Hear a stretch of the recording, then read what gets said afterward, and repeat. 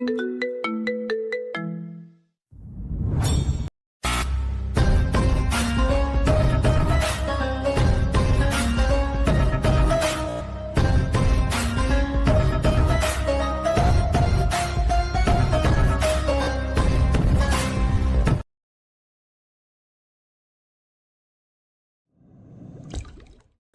বাচ্চা, তোর লজ্জা করে না এ বাড়িতে থাকতে?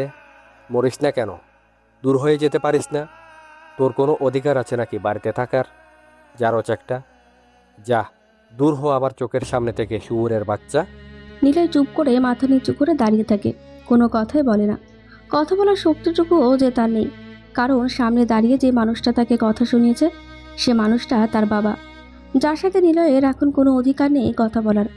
কারণ অবশ্যই আছে। নিলয়কে এভাবে দাঁড়িয়ে থাকতে দেখে উনি আরও রেগে যায়।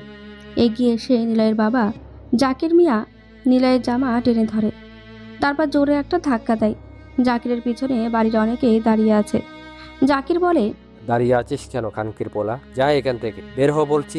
টাকা চাইতে এসেছিস তো? কিসের টাকা দেবো তোকে? বের হো আমার বাড়ি থেকে, তোর চেহারা যেন একদমই না দেখি। নিলয় তাকায় জাকিরের দিকে। লোকটা তাকে অনেক বড় বড় কথা শোনে, কিন্তু নিলয় কিছুই বলে না। না বলার পিছনে অবশ্য একটা কারণ আছে। নিলয় এগিয়ে আসে, অনুরোধ করে বলে, বাবা, আমার মাকে গালি দিবেন না। আপনাকে সম্মান করি মায়ের জন্যই। এখানে আসি খোঁজ খবর নিতে। দেখেন কত বাজার করে আনছি, এগুলো নিন বাবা। তোর ওই কুৎসিত হাতের বাজার আমার চাই না। না খেয়ে মরবো, তবুও লাগবে না। বের হ জানোয়ার। কেন এমন করছেন? আপনি তো অসুস্থ। আপনার জন্য এই ফলগুলো আর ওষুধগুলো এনেছি, অন্তত এগুলো ভেতরে নিতে দিন। তুই এখান থেকে দূর হ বলছি। বড় বড় কথা বলিস না। তোর মতো জারজের আনা ওষুধ খেলে আমি আরও তাড়াতাড়ি মরবো। এই নে তোর বাজারের ব্যাগ। জাকির মিয়া পা দিয়ে লাথি মেরে ফলের ব্যাগটা ড্রেনে ফেলে দেয়। আপেল আর আঙুরগুলো কাদায় মাখামাখি হয়ে গেছে। নিলয় অপলক দৃষ্টিতে সেদিকে তাকিয়ে থাকে।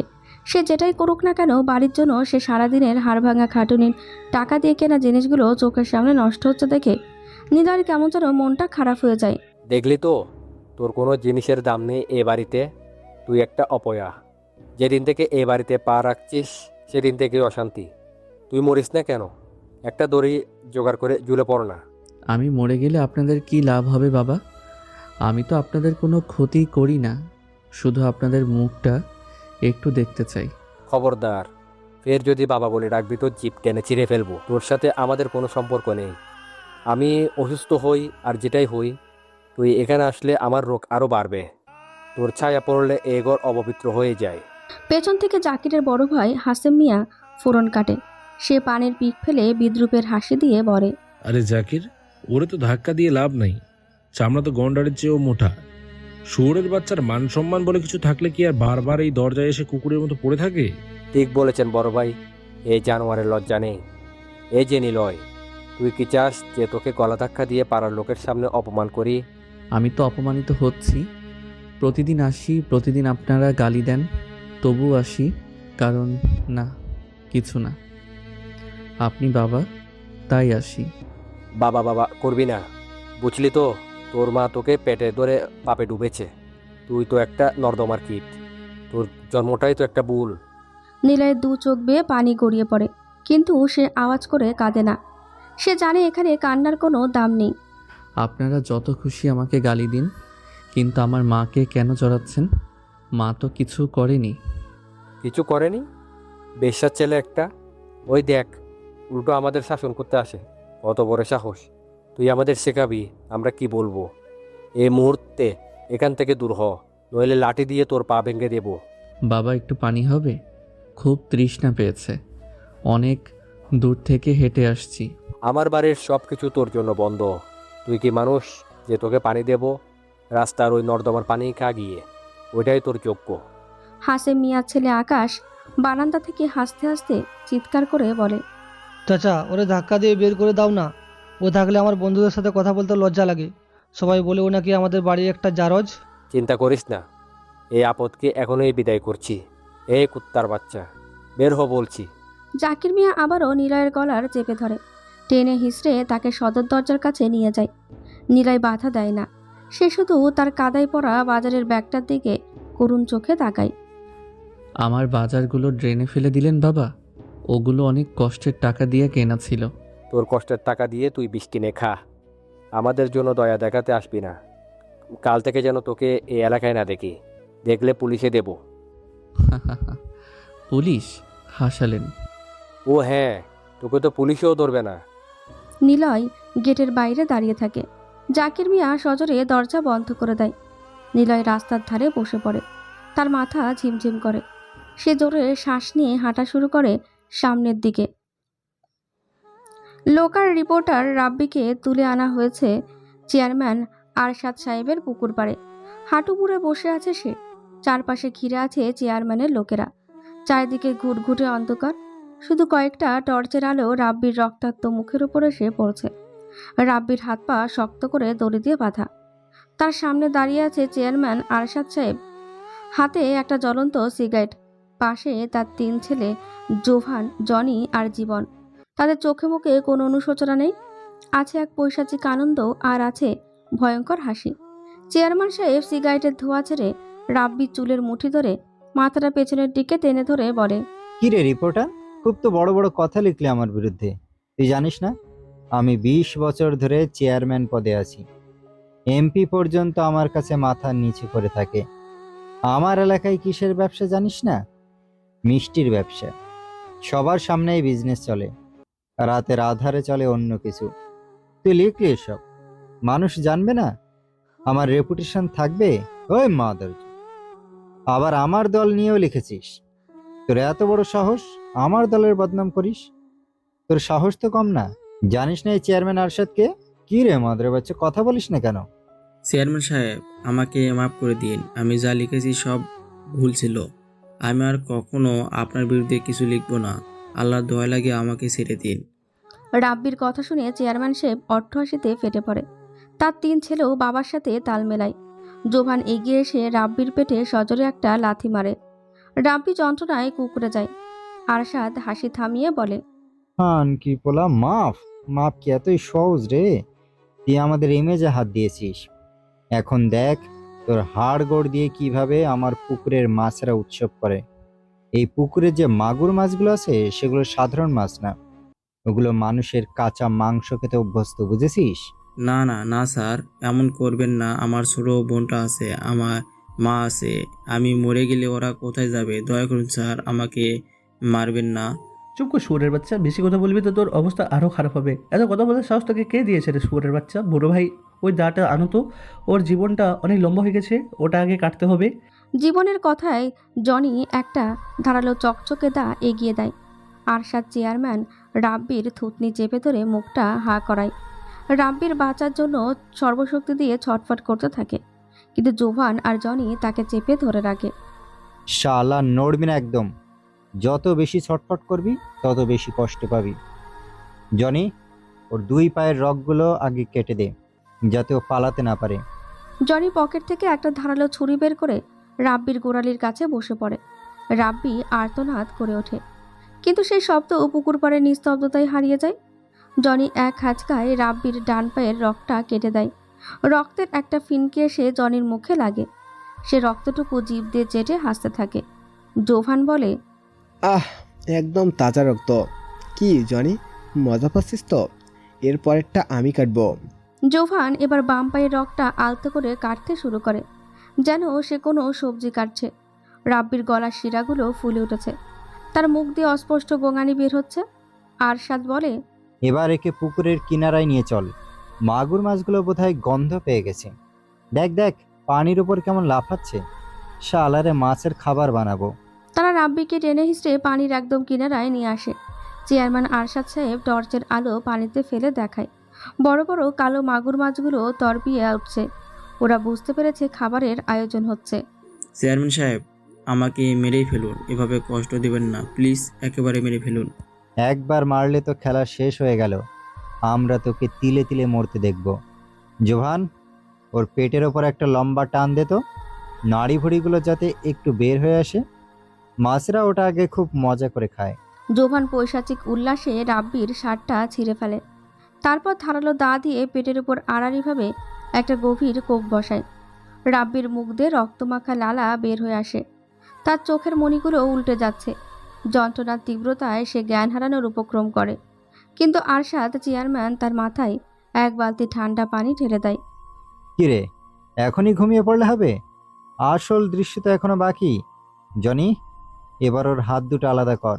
জনি আর জীবন মিলে রাব্বির হাত দুটো একটা কাঠের গুঁড়ির ওপর রাখে। জনি দা উঁচিয়ে সজোরে কোপ মারে। ক্যাচ করে একটা হাড় ভাঙার শব্দ হয়। রাব্বির একটা হাত দেহ থেকে আলাদা হয়ে মাটিতে পড়ে থাকে। রক্ত পুরো ঘাস ভিজে লাল হয়ে গেছে। রাব্বি এখন আর অনুনয় করার শক্তিটুকুও পাচ্ছে না। তার শরীর থরথর করে কাঁপছে। বাহ, চমৎকার দৃশ্য। এবার এই হাতটা পানিতে ফেল।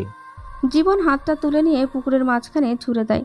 সাথে সাথে ডজনখানেক মাগুর মাছ সেই মাংসের টুকরো নিয়ে কাড়াকাড়ি শুরু করে। পানির নিচে এক ভয়ঙ্কর লড়াই শুরু হয়। দেখলি রাব্বি, তোর দেহটাও ওই রকম টুকরো টুকরো হবে। এবার একে পুরোপুরি কেটে কুচকুচ করে ফেল, কোনো চিহ্ন রাখা যাবে না। আরশাদ চেয়ারম্যানের নির্দেশে তার 3 ছেলে রাব্বির শরীরের উপর ঝাঁপিয়ে পড়ে, যেন তারা কোনো শিকারী পশু। তারা রাব্বির উরু, বুক আর ঘাড়ের মাংস কোপাতে শুরু করে। রাব্বি নিথর দেহটা নিস্তেজ হয়ে পড়ে থাকলেও তার স্নায়ুগুলো তখনও শেষবারের মতন কাঁপছে। তারা মাংসের বড় বড় টুকরোগুলো বালতিতে ভরে। জনি, এবার মাথাটা আলাদা কর, ওটা আমরা পুকুরের মাঝখানে ফেলবো। জনি রাব্বির গলার উপর দা চালায়।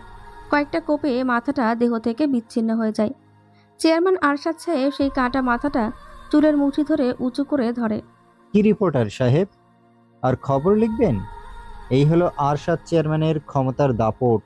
চেয়ারম্যান ওর মাথাটা সজোরে পুকুরের গভীরে ছুঁড়ে মারে। এরপর বালতি ভরা মাংসের টুকরোগুলো পুকুরের বিভিন্ন দিকে ছিটিয়ে দেয়। মাছেরা উন্মত্ত হয়ে সেই কাঁচা মাংস আর রক্তে মাতোয়ারা হয়ে ওঠে। কিছুক্ষণ আগের জ্যান্ত মানুষটা এখন মাছের পেটে। কাজ শেষ, এবার হাত পা ধুয়ে নিবি, চল। জনি, জায়গাটা ভালো করে ধুয়ে ফেলিস, যাতে সকালে কেউ কোনো সন্দেহ না করে। আরশাদ চেয়ারম্যান নির্বিকার চিত্তে পকেট থেকে আরেকটা সিগারেট বের করে। আগুন জ্বালিয়ে সেটাতে টান দিয়ে পুকুর পাড় ত্যাগ করে। পেছনে পড়ে থাকে কেবল রক্ত ভেজা মাটি আর সেই মাগুর মাছের লাফালাফির শব্দ। মোড়ের মাথায় চায়ের দোকানে বসে আছে নিলয়, সাথে আরও কয়েকজন ছেলে।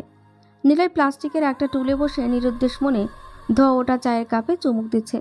চারপাশটা শান্ত থাকলেও বাতাসের গুমোট ভাবটা আজ অন্য কিছুর আভাস দিচ্ছে। এমন সময় রাজু নামের একটা কিশোর ছেলে হাঁপাতে হাঁপাতে দৌড়ে আসে। তার চোখে মুখে রাজ্যের আতঙ্ক। নিলয় ভাই, সর্বনাশ হয়ে গেছে। নিলয় চায়ের কাপে একটা ছোট্ট চুমুক দিয়ে শান্ত চোখে রাজুর দিকে তাকায়। তার মধ্যে কোনো উত্তেজনা নেই। কি হয়েছে? এভাবে পাগলের মতো দৌড়াচ্ছিস কেন? একটু জিরিয়ে নিয়ে বল। ভাই, ওই যে সাংবাদিক রাব্বি ভাই, ওনাকে নাকি আর খুঁজে পাওয়া যাচ্ছে না। ওর বাড়ির মানুষ সব জায়গায় পাগলের মতো খুঁজছে। ওর মা আর বোনটা রাস্তার উপর বসে কান্নাকাটি করছে। পাড়ার লোকজন বলছে তাকে নাকি কারা তুলে নিয়ে গেছে। নিলয় চায়ের কাপটা টুলের ওপর নামিয়ে রাখে। তার মুখে এক মুহূর্তের জন্য একটা কঠিন রেখা ফুটে ওঠে, কিন্তু পরক্ষণে সে নিজেকে সামলে নেয়। সে পকেট থেকে একটা সিগারেট বের করে ধরায়। ধোঁয়া ছেড়ে আকাশের দিকে তাকিয়ে বলে, কাজটা চেয়ারম্যানই করেছে। রাব্বি অনেক বাড়াবাড়ি করছিল ওর বিরুদ্ধে লিখে। চেয়ারম্যানের লোক ছাড়া আর কারো এই সাহস নেই। ওকে গুম করেছে, এখন আর খুঁজে লাভ হবে না। কিন্তু ভাই, আমরা কি কিছু করব না? রাব্বি ভাই তো ভালো মানুষ ছিল। ওর বোনটা তো ছোট, মেয়েটা ভয়ে কুকড়ে আছে। আপনি কিছু করুন। এখন মাথা গরম করলে চলবে না। চেয়ারম্যান অনেক পাওয়ারফুল। চেয়ারম্যানের আরশাদের হাতে অনেক ক্ষমতা। রাব্বিকে উদ্ধার করা তো দূরের কথা, এখন খবর নিতে গেলে তোকেও গুম করে দেবে। আপাতত ওটা বাদ দে। রাজু অবাক হয়ে নিলয়ের দিকে তাকিয়ে থাকে। সে ভেবেছিল নিলয় এখনই গিয়ে চেয়ারম্যানের মুখোমুখি হবে, কিন্তু নিলয়কে এমন পাথর হয়ে থাকতে দেখে সে হতাশ হয়। আপনিও কি তবে ওদের ভয় পাচ্ছেন? সবাই যদি এভাবে চুপ করে থাকে, তবে তোরা আমাদের মেরে শেষ করে দেবে। নিলয় রাজুর দিকে তাকিয়ে একটা ম্লান হাসি হাসে। তারপর তার কাঁধে হাত রেখে বলে, ভয় পাওয়া আর সময় বুঝে চলা এক কথা নয়। এখন তো কেবল সন্ধ্যা, রাত হতে তো আরও দেরি। সময় আসুক, তারপর না হয় অন্য খেলা করা যাবে। তখন হিসাব হবে কড়াই গন্ডায়। এখন তুই বাড়ি যা, রাব্বির মা বোনকে গিয়ে শান্ত থাকতে বল। রাজু আর কথা বাড়ায় না, সে ধীর পায়ে চলে যায়। নিলয় আবারও চায়ের কাপটা হাতে তুলে নেয়। দোকানদার এক দৃষ্টে নিলয়ের দিকে তাকিয়ে আছে। ইদ্রিস খান পরিবারের বিশাল মিষ্টির ব্যবসা। এই ব্যবসার নামডাক চারিদিকে ছড়িয়ে আছে। পরিবারের কর্তা ইদ্রিস খান এই ব্যবসা শুরু করেছিল একটা ছোট দোকান দিয়ে। এখন এই ব্যবসার অংশীদার তার 3 ছেলে। 3 ভাইয়ের ব্যবসা হলো, বড় ভাই আরশাদ চেয়ারম্যান, তিনি সর্বে সর্বা। বাকি 2 ছেলে থাকে দেশের বাইরে। তাই আরশাদের কথাতেই পুরো সংসার আর ব্যবসা চলে। আরশাদ চেয়ারম্যান হবার পর এই বিজনেস সে চালায় দিনের বেলা, মানে খুবই নিষ্ঠার সাথে চালায়। বড় কথা, আরশাদের নামে কোনো খারাপ কেউ বলতে পারবে না, কারণ সে মানুষের সাথে এত এত ভালো ব্যবহার করে যে সবার কাছে যেন আরশাদ ফেরেশতা। তাদের মিষ্টির দোকানের অনেকগুলো শাখা শহরে রয়েছে। শহরের বাইরেও তাদের বড় বড় শোরুম আছে। আরশাদের 3 ছেলে আর 1 মেয়ে। আরশাদ চেয়ারম্যান আবার ভীষণ সময়নিষ্ঠ এবং কোনো ব্যাপারে অনিয়ম একদম পছন্দ করে না। আজ এই চেয়ারম্যান বাড়িতে হইচই শুরু হয়েছে। তাদের বাড়ির বড় মেয়ে জেরিন বিদেশ থেকে ফিরছে। চেয়ারম্যান বাড়ি যাওয়ার পথে একটা বস্তি এলাকা পড়ে। বস্তির সকলে ভীষণ গরিব। কোনো রকমে দিন চলে, দুবেলা পেট পুরে খেতেও পায় না, কিন্তু এরা প্রাণ ভরে বাঁচতে জানে। বস্তির মোড়ে যেসব ছেলেরা আড্ডা মারে তাদের আরশাদদের মতন লোকেরা বখাটে আর লোফার বলেই ডাকে। কিন্তু কারো বিপদ হলে এরাই সবার আগে এগিয়ে আসে। বড় বড় ব্যবসায়ী বা রাজনৈতিক নেতারা এদের মতো ছেলেদেরই নানান কাজে লাগায়। এই বস্তি এলাকায় একটি ছেলে আছে যার কথা সবাই ভীষণ মানে। সে হলো নিলয়। ও বাকিদের মতো মোড়ের মাথায় আড্ডা মারে ঠিকই, কিন্তু কারো বিপদে ওই সবার আগে এসে দাঁড়ায়। নিলয় জীবনটা আগে এমন ছিল না। একটা ঘটনা ওর জীবনকে ওলটপালট করে দেয়। নিলয়ের সঙ্গে যারা থাকে তারা হলো রাজু, বাচ্চু আর ছোটু। ওরা প্রতিদিনের মতোই সন্ধ্যাবেলা পাড়ার মোড়ের মাথায় আড্ডা মারছিল। এমন সময় চেয়ারম্যান বাড়ির বড় মেয়ে জেরিন সেখানে এসে পৌঁছায়। ও ট্যাক্সিতে এসেছিল। ড্রাইভার গলিতে ঢুকতে চাইল না বলে মোড়ের মাথায় নামিয়ে দেয়। জেরিন অগত্যা হেঁটে বাড়ির দিকে রওনা দেয়। এমন সময় কিছু বখাটে ছেলে ওকে দেখে টোন কাটে।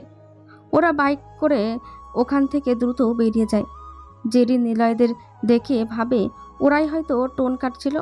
জেরিন রেগে আগুন হয়ে ওদের দিকে এগিয়ে আসে। নিলয়দের দলের একজন নিলয়কে গুরু বলেই ডাকে। জেরিন ভাবে এই লোকটাই এই দলের পান্ডা। হে ইউ, তোমরা এইভাবে মেয়েদেরকে টোন কাটো? অসভ্য অশিক্ষিত ছেলে সব। দেশটা একদম টিজারদের নিয়ে ভরে গেছে। Bloody hell is this. Niloy শান্তভাবে জেরিনের দিকে তাকায়। সে শুরুতে কিছুই বুঝতে পারে না। তার বন্ধুরা অবাক হয়ে জেরিনের দিকে চেয়ে থাকে। জেরিন আবার নিলয়ের দিকে তাকিয়ে বলে, ইচ্ছে করছে না ঠস ঠস করে চড়াতে সব কয়টার গালে। ওই ছেলে, তুমি জানো আমি কোন বাড়ির মেয়ে? আমার বাবাকে জানো সেটা? নিলয় এবার একটু বিরক্ত হয়। সে সোজা হয়ে দাঁড়ায়। তার চোখে মুখে এক ধরনের রাগ ফুটে ওঠে। জেরিনের দম্ভ তাকে স্পর্শ করে না। সে বেশ ভাব নিয়েই বলে, ও হ্যালো মিস, আপনার বংশ পরিচয় জেনে আমাদের কোনো লাভ নেই। এখান থেকে ভাগুন তো, আর আমাদের দিকে এভাবে চোখ রাঙাবেন না, না হলে ওই চর মারার আগে আপনার চোখটাই থাকবে না।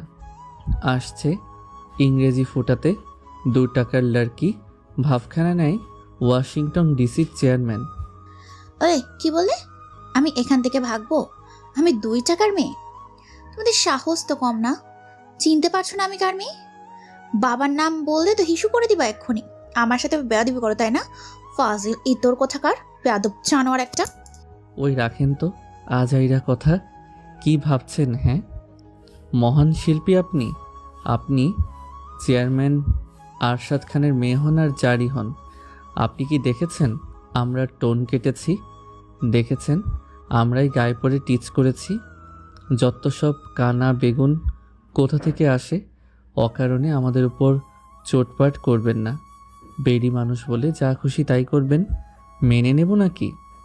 চুপচাপ নিজের রাস্তায় কেটে পড়ুন, আর ভুলেও চর বা থাপ্পড় মারার সাহস দেখাবেন না। যত সব দাঁড়কাক, চিকনা, ঢেমনি, শকুন কোথাকার। Hey you. থু থু। জেরিন নিলয়ের কথা শুনে স্তম্ভিত হয়ে যায়। এই এলাকার মানুষ তাদের পরিবারকে জমের মতন ভয় পায়, অথচ এই সামান্য একটা ছেলে তাকে অগ্রাহ্য করছে। জেরিনের মুখটা ঠিক তার বাবা আরশাদের মতোই হয়েছে, যথেষ্ট সুন্দরী। এলাকায় যে কেউ পরিচয় না জানলেও বুঝতে পারবে এটা কার মেয়ে। জেরিন রেগে বলে, you are a bloody man. ছি, কি জঘন্য ল্যাঙ্গুয়েজ তোমাদের, জাস্ট আনবিলিভেবল। অশিক্ষিতদের দল এখানে এসে জমেছে। আমারই ভুল, অশিক্ষিত খ্যাত বকাটে ইতর লোকদের সাথে কথা বলা। ছি, নিজের যোগ্যতার উপর ঘেন্না লাগছে। অযোগ্য লোকদের সাথে কেন যে তর্ক করলাম। আসছে, তিনি সম্রাট আকবরের নাতনি। নিলয়ের কথা শুনে জেরিন জোরে জোরে কয়েকবার শ্বাস নিয়ে নিজেকে শান্ত করার চেষ্টা করে। তারপর জেরিন গজগজ করতে করতে হনহন করে বাড়ির দিকে চলে যায়। নিলয়দের বন্ধুরা তখন বেশ উত্তেজিত হয়ে ওঠে। রাজু হাতের মুঠি শক্ত করে নিলয়কে বলে, ভাই মেয়েটা কে রে? আগে তো কখনো এই তলাটে দেখিনি। খুব দ্যামাক তো দেখাচ্ছে মেয়েটা, ধরে একটু শিক্ষা দিতে পারলে না? তা ঠিক, তবে ওই নিশ্চয়ই পাড়ার সামিরের দলের বখাটে ছেলেগুলো মেয়েটাকে টিজ করেছে। মাঝখান থেকে আমরা কট খেলাম। শালাদের ধরতে পারলে কানের গোড়ায় দিতাম কয়েকটা। আমাদের পাড়াতে এসে মেয়েদের টিজ করা। ওদের জন্য আমাদের গুরুকে কথা শুনতে হলো। গুরু, তুমি কেন ওকে কিছু বললে না? যদিও যা বলেছে তাতে অনেক, কিন্তু মেয়েটা দেখছো কেমন ইংলিশ ফুটাচ্ছিল। নিলয় শান্ত ভঙ্গিতে রাস্তার অন্ধকারের দিকে তাকায়। তার মনে কোনো অনুশোচনা, বিকার, খারাপ, ভালো অনুভূতি নেই। সে জানে এই ধরনের ভুল বোঝাবুঝি প্রায়ই ঘটে। অনেকের সাথে এমন হয়, উল্টো বকা খায় সে নিজেই। নিলয় বলে, তোদের কোনো ঝামেলায় জড়াতে হবে না। আমি তোদের মারপিট করতে বারণ করেছি তো। মিছিমিছি কেন কথা বাড়াবি? যে যেমন তাকে সেভাবেই থাকতে দে। কিন্তু গুরু, ও তো তোমাকে অশিক্ষিত বলল, এটা কি মেনে নেওয়া যায়? আমরা কি মানুষ না? বস্তিতে থাকি বলে আমরা কি সম্মান পেতে পারি না? মানুষের মুখ আছে তাই বলছে, তাতে আমাদের কি আসে যায়? আমাদের কাজ আমরা করব। চল এখন যে যার বাড়ি যাই, রাত অনেক হয়েছে। তুমি আবার কোন বাড়িতে যাবে ভাই? সৎ বাবার বাড়িতে তো এখন যেতে পারবো না, দেখি কালকে আবার যাব। লোকটা মনে করে আমি হারাম টাকা দিয়ে বাজার করি। আচ্ছা থাক, চলো যাই। ওরা মোড়ের দোকান থেকে যে যার মতন বাড়ির দিকে চলে যায়। এদিকে জেরিন ততক্ষণে আরশাদ খানের আলিশান বাড়িতে এসে পৌঁছেছে। বিশাল ফটক পেরিয়ে এসে ভেতরে ঢোকে। তাকে দেখে বাড়ির সবাই খুব উচ্ছ্বসিত। কাজের লোক থেকে শুরু করে বাড়ির আত্মীয়জন সবাই সদর দরজায় ভিড় করে। আরশাদ আর তার 3 ছেলে, জোফান, জনি আর জীবন, ওরা 3 ভাই এগিয়ে আসে তাদের আদরের বোনকে নিতে। আরশাদ খান নিজেও ড্রয়িং রুমে বসে মেয়ের জন্য অপেক্ষা করছে। আরে জেরিন, তুই আসছিস আর আমাদের আগে জানালি না কেন? আমি নিজে গাড়ি পাঠিয়ে দিতাম। আসলাম তো ভাইয়া, কিন্তু তোমাদের এই এলাকার পরিবেশ খুব খারাপ হয়ে গেছে। রাস্তার মোড়ে সব বাজে ছেলে আড্ডা দিচ্ছে, বকাটে ছেলেদের উৎপাত সব ভরে গেছে। কেন, কি হয়েছে? কেউ তোকে কিছু বলেছে? কার এত বড় সাহস? নাম শুধু বল, ওদের আমি আজই এলাকা ছেড়া করব। থাক এখন ওসব কথা, আগে ভেতরে চল। মা তোর জন্য কি রান্না করে বসে আছে? জেরিনকে সবাই সাদর অভ্যর্থনা জানায়। বাড়ির ভেতর আনন্দের বন্যা বয়ে যায়। আরশাদ খান মেয়ের মাথায় হাত দিয়ে দোয়া করে, কিন্তু জেরিনের মাথায় তখনও নিলয়ের সে চেহারা আর কঠিন কথাগুলো ঘুরছে। সে ভিতরে আসে। চেয়ারম্যান বাড়িতে জেরিনের ফিরে আসা নিয়ে উৎসবের আমেজ বইছে। ওর ভাই জোফান, জনি আর জীবন সারাক্ষণ জেরিনকে ঘিরে হট্টগোল করছে। বাড়ির মা, চাচি রান্নাঘর থেকে শুরু করে বসার ঘর পর্যন্ত দৌড়াদৌড়ি করছে। কেউ জেরিনের পছন্দের খাবার বানাচ্ছে, তো কেউ ওর ঘরের বিছানা গুছিয়ে দিচ্ছে। পুরো বাড়িতে একটা সাজ রব। এমন সময় সিঁড়ি দিয়ে ভারী পায়ের শব্দ শোনা যায়। মুহূর্তের মধ্যে পুরো ড্রয়িং রুম নিস্তব্ধ হয়ে পড়ে। চেয়ারম্যান বাড়ির বড় কর্তা ইদ্রিস গম্ভীর মুখে নিচে নেমে আসে। জেরিন তড়িঘড়ি করে উঠে দাঁড়িয়ে দাদুকে সালাম করে। দাদু কেমন আছো? অনেকদিন পর তোমাকে দেখলাম। ইদ্রিস গম্ভীর চোখে জেরিনের দিকে তাকান। তার চোখে মুখে নরম ভাবের বদলে একটা কঠোর শাসন কাজ করে। তিনি হাত তুলে জেরিনকে ইশারা বলে, ঠিক আছে ঠিক আছে, দোয়া করি ভালো থেকো। আমি যেমন আছি তেমনই আছি। শোনো জেরিন, আমি তোমার সম্বন্ধ ঠিক করেছি। ওরা পরশু তোমার সাথে দেখা করতে আসবে। মানসিকভাবে তৈরি থেকো। দাদুর মুখে এই কথা শুনে জেরিনের পায়ের নিচের মাটি যেন সরে যায়। সে মাত্র বিদেশ থেকে ফিরেছে, এখনই বিয়ের কথা উঠবে সে তা কল্পনাও করতে পারেনি। জেরিনের মা আর চাচিরা একে অপরের মুখের দিকে তাকায়। জেরিনের মা সাহস করে একটু এগিয়ে আসে। আব্বা, আপনি আমাদের তো এই ব্যাপারে আগে কিছু বলেননি। মেয়েটা মাত্র আজ ফিরল, এখনই সম্বন্ধের কথা। এতে বলার কি আছে? অনেক কষ্ট করে ভালো একটা পরিবার খুঁজে পেয়েছি। ছেলে বড় চাকরি করে, বংশমর্যাদা আমাদের মতোই। এরকম পাত্র কি সবসময় হাতে পাওয়া যায়? তোমরা কি চাও মেয়ে আইবুড়ো হয়ে ঘরে বসে থাকুক? জেরিনের একটা চাচি নিচু স্বরে কিছু বলতে চাইলে ইদ্রিস ধমক দিয়ে ওঠে। তার রাগে চোখের সামনে কেউ কথা বলার সাহস পায় না। তাছাড়া আমি মেয়েদের ব্যাপারে সব কথা বলতে একদম পছন্দ করি না। সেটা কি তোমরা ভুলে গেছো? আমি যা সিদ্ধান্ত নিয়েছি তাই হবে। এখন এই আলোচনা এখানেই শেষ। তোমরা যে যার নিজের কাজে যাও। থাক বাবা, মেয়েটা আসছে অনেকদিন পর, এখন এসব নিয়ে কথা না বলে পরে দেখা যাবে। বড় ছেলের কথায় ইদ্রিস আর কিছু বলে না। উনি কেবল আরশাদের কথাই শোনে, আর কারো না। তবে জেরি নির্বাক হয়ে দাঁড়িয়ে থাকে। তার বুকের ভেতরটা ধক করে ওঠে। সে বিদেশ থেকে অনেক স্বপ্ন নিয়ে ফিরেছে, কিন্তু চেয়ারম্যান বাড়ির নিয়ম বড় অদ্ভুত। এখানে ইদ্রিসের দাদুর সিদ্ধান্ত শেষ কথা। তার 3 ভাই জোভান, জনি আর জীবনও মাথা নিচু করে দাঁড়িয়ে থাকে, কারণ দাদুর উপর কথা বলার ক্ষমতা আরশাদ চেয়ারম্যানের বাড়িতে কারো নেই। জেরিন বুঝতে পারে তার নিজের ইচ্ছে বা অনিচ্ছের কোনো দাম এখানে নেই। সে একটা দীর্ঘশ্বাস ফেলে নিজের ঘরের দিকে পা বাড়ায়। পরের দিন সকালে নিলয় ধীর পায়ে আবার তার বাবার বাড়ির সামনে গিয়ে দাঁড়ায়।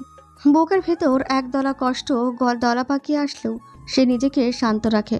হাতে একটা ওষুধের প্যাকেট আর কিছু বাজার।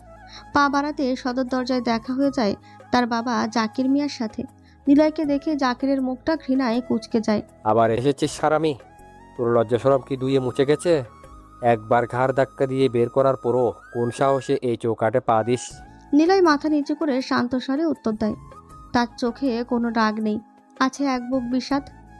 বাবা রাগ করবেন না। শুনলাম আপনার শরীরটা ভালো না, অনেক জ্বর, তাই এই ওষুধগুলো আর কিছু ফল নিয়ে এলাম। এগুলো নিলে আপনার উপকারে আসবে। তোর ওষুধের মুখে আগুন।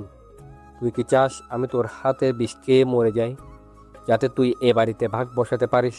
দূর হয় এখান থেকে, শুয়োরের বাচ্চা। জাকির মিয়া এগিয়ে এসে নিলয়ের হাত থেকে ওষুধের প্যাকেটটা কেড়ে নিয়ে দূরে ছুঁড়ে ফেলে দেয়।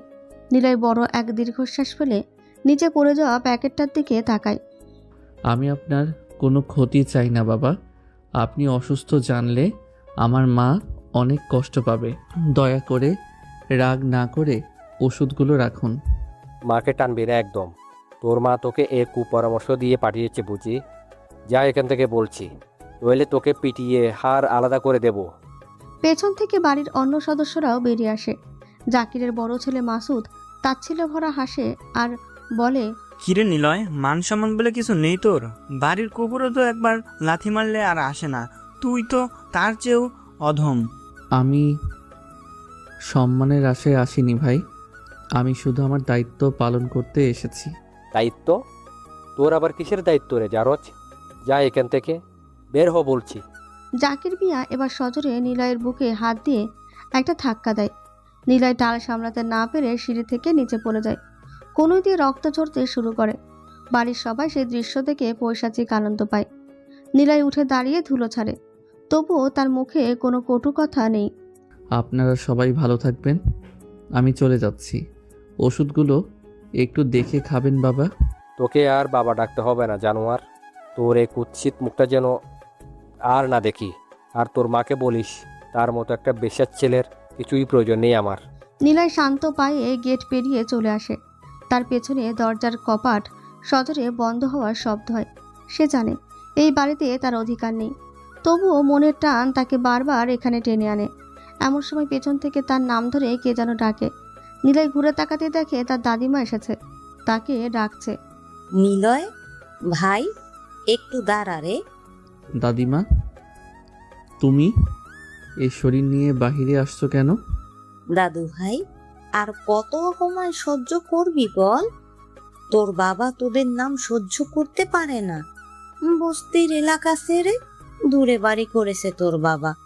কেন যে আসিস কুকা? সে তুমি বুঝবে না দাদিমা, তোমাকে আমার সাথে দেখলে উনি বকবে। যাও ভিতরে। এই নে দাদু ভাই, নাড়ু বানিয়েছি। ছোট্টবেলায় তোর নাড়ু অনেক পছন্দ ছিল রে। রাস্তায় তাকাই রোজ, তোর সাথে ছেলেগুলো ঘোরে, ওদের পেলে রেখে দিতাম। তুই এলি, নে ভাই খা। দাদিমা, তুমি এখনও আমার পছন্দের কথা মনে রেখেছো? তুমি হারিয়ে গেলে এই বাড়িতে হয়তো আর আশা হবে না। মন খারাপ করিস না পাগল ছেলে, যা এখন। নিলয় হাত পেতে নাড়ুগুলো নেয়। কথা বলতে পারে না সে, বুকটা কেঁপে উঠছে, কষ্টের দলা পাকিয়ে ওঠে গলায়। সে নাড়িগুলো নিয়ে দৌড়ে চলে যায়। নিলয় মোড়ের মাথায় বসে আড্ডা দিচ্ছে। আড্ডা বলতে এক বাটি নাড়ু নিয়ে বসে সবাই একসাথে খাচ্ছে। বাচ্চু নেই, ওর জন্য আলাদা করে রাখা হয়েছে। এমন সময় বাচ্চু দৌড়ে আসে। সে হাঁপাতে হাঁপাতে নিলয়কে বলে, ভাই, সামিরের দলে একটা ছেলে কবির, সে কি করেছে জানো? বস্তির ছেলে যে বড় কলপার আছে সেখান থেকে সবাই পানি নেয়, আর্সেনিক মুক্ত পানি আর কি। ওই পাশের তো একটা ছোট্ট পুকুর আছে, কবিশালা ওই পানি আনতে যাওয়ায় মেয়ের কল চাপার সময় ওড়না সরে যায়, সেসবের ভিডিও করছে। আর পুকুরে যারা গোসল করে তাদের ভিডিও করছে, সেটা দেখিয়ে মেয়েদেরকে বাজে কথা বলছে, বিছানায় যেতে বলছে। সবাই তোমার কথা বলেছে যে তোমার কাছে আসবে বিচার নিয়ে। কি শালারে কই পাবো এখন? ওর সাহস তো কম না, মা বোনদের ইজ্জত নিয়ে ছিনিমিনি খেলে। গুরু, ওটাকে আমি আজ মার্কেটে যেতে দেখেছি, ওই দিকের মোড়েই আড্ডা দিচ্ছে বোধ হয়। চল তো সবাই, বাইক স্টার্ট দে, শালাকে আজ পুঁতে ফেলবো ওখানে।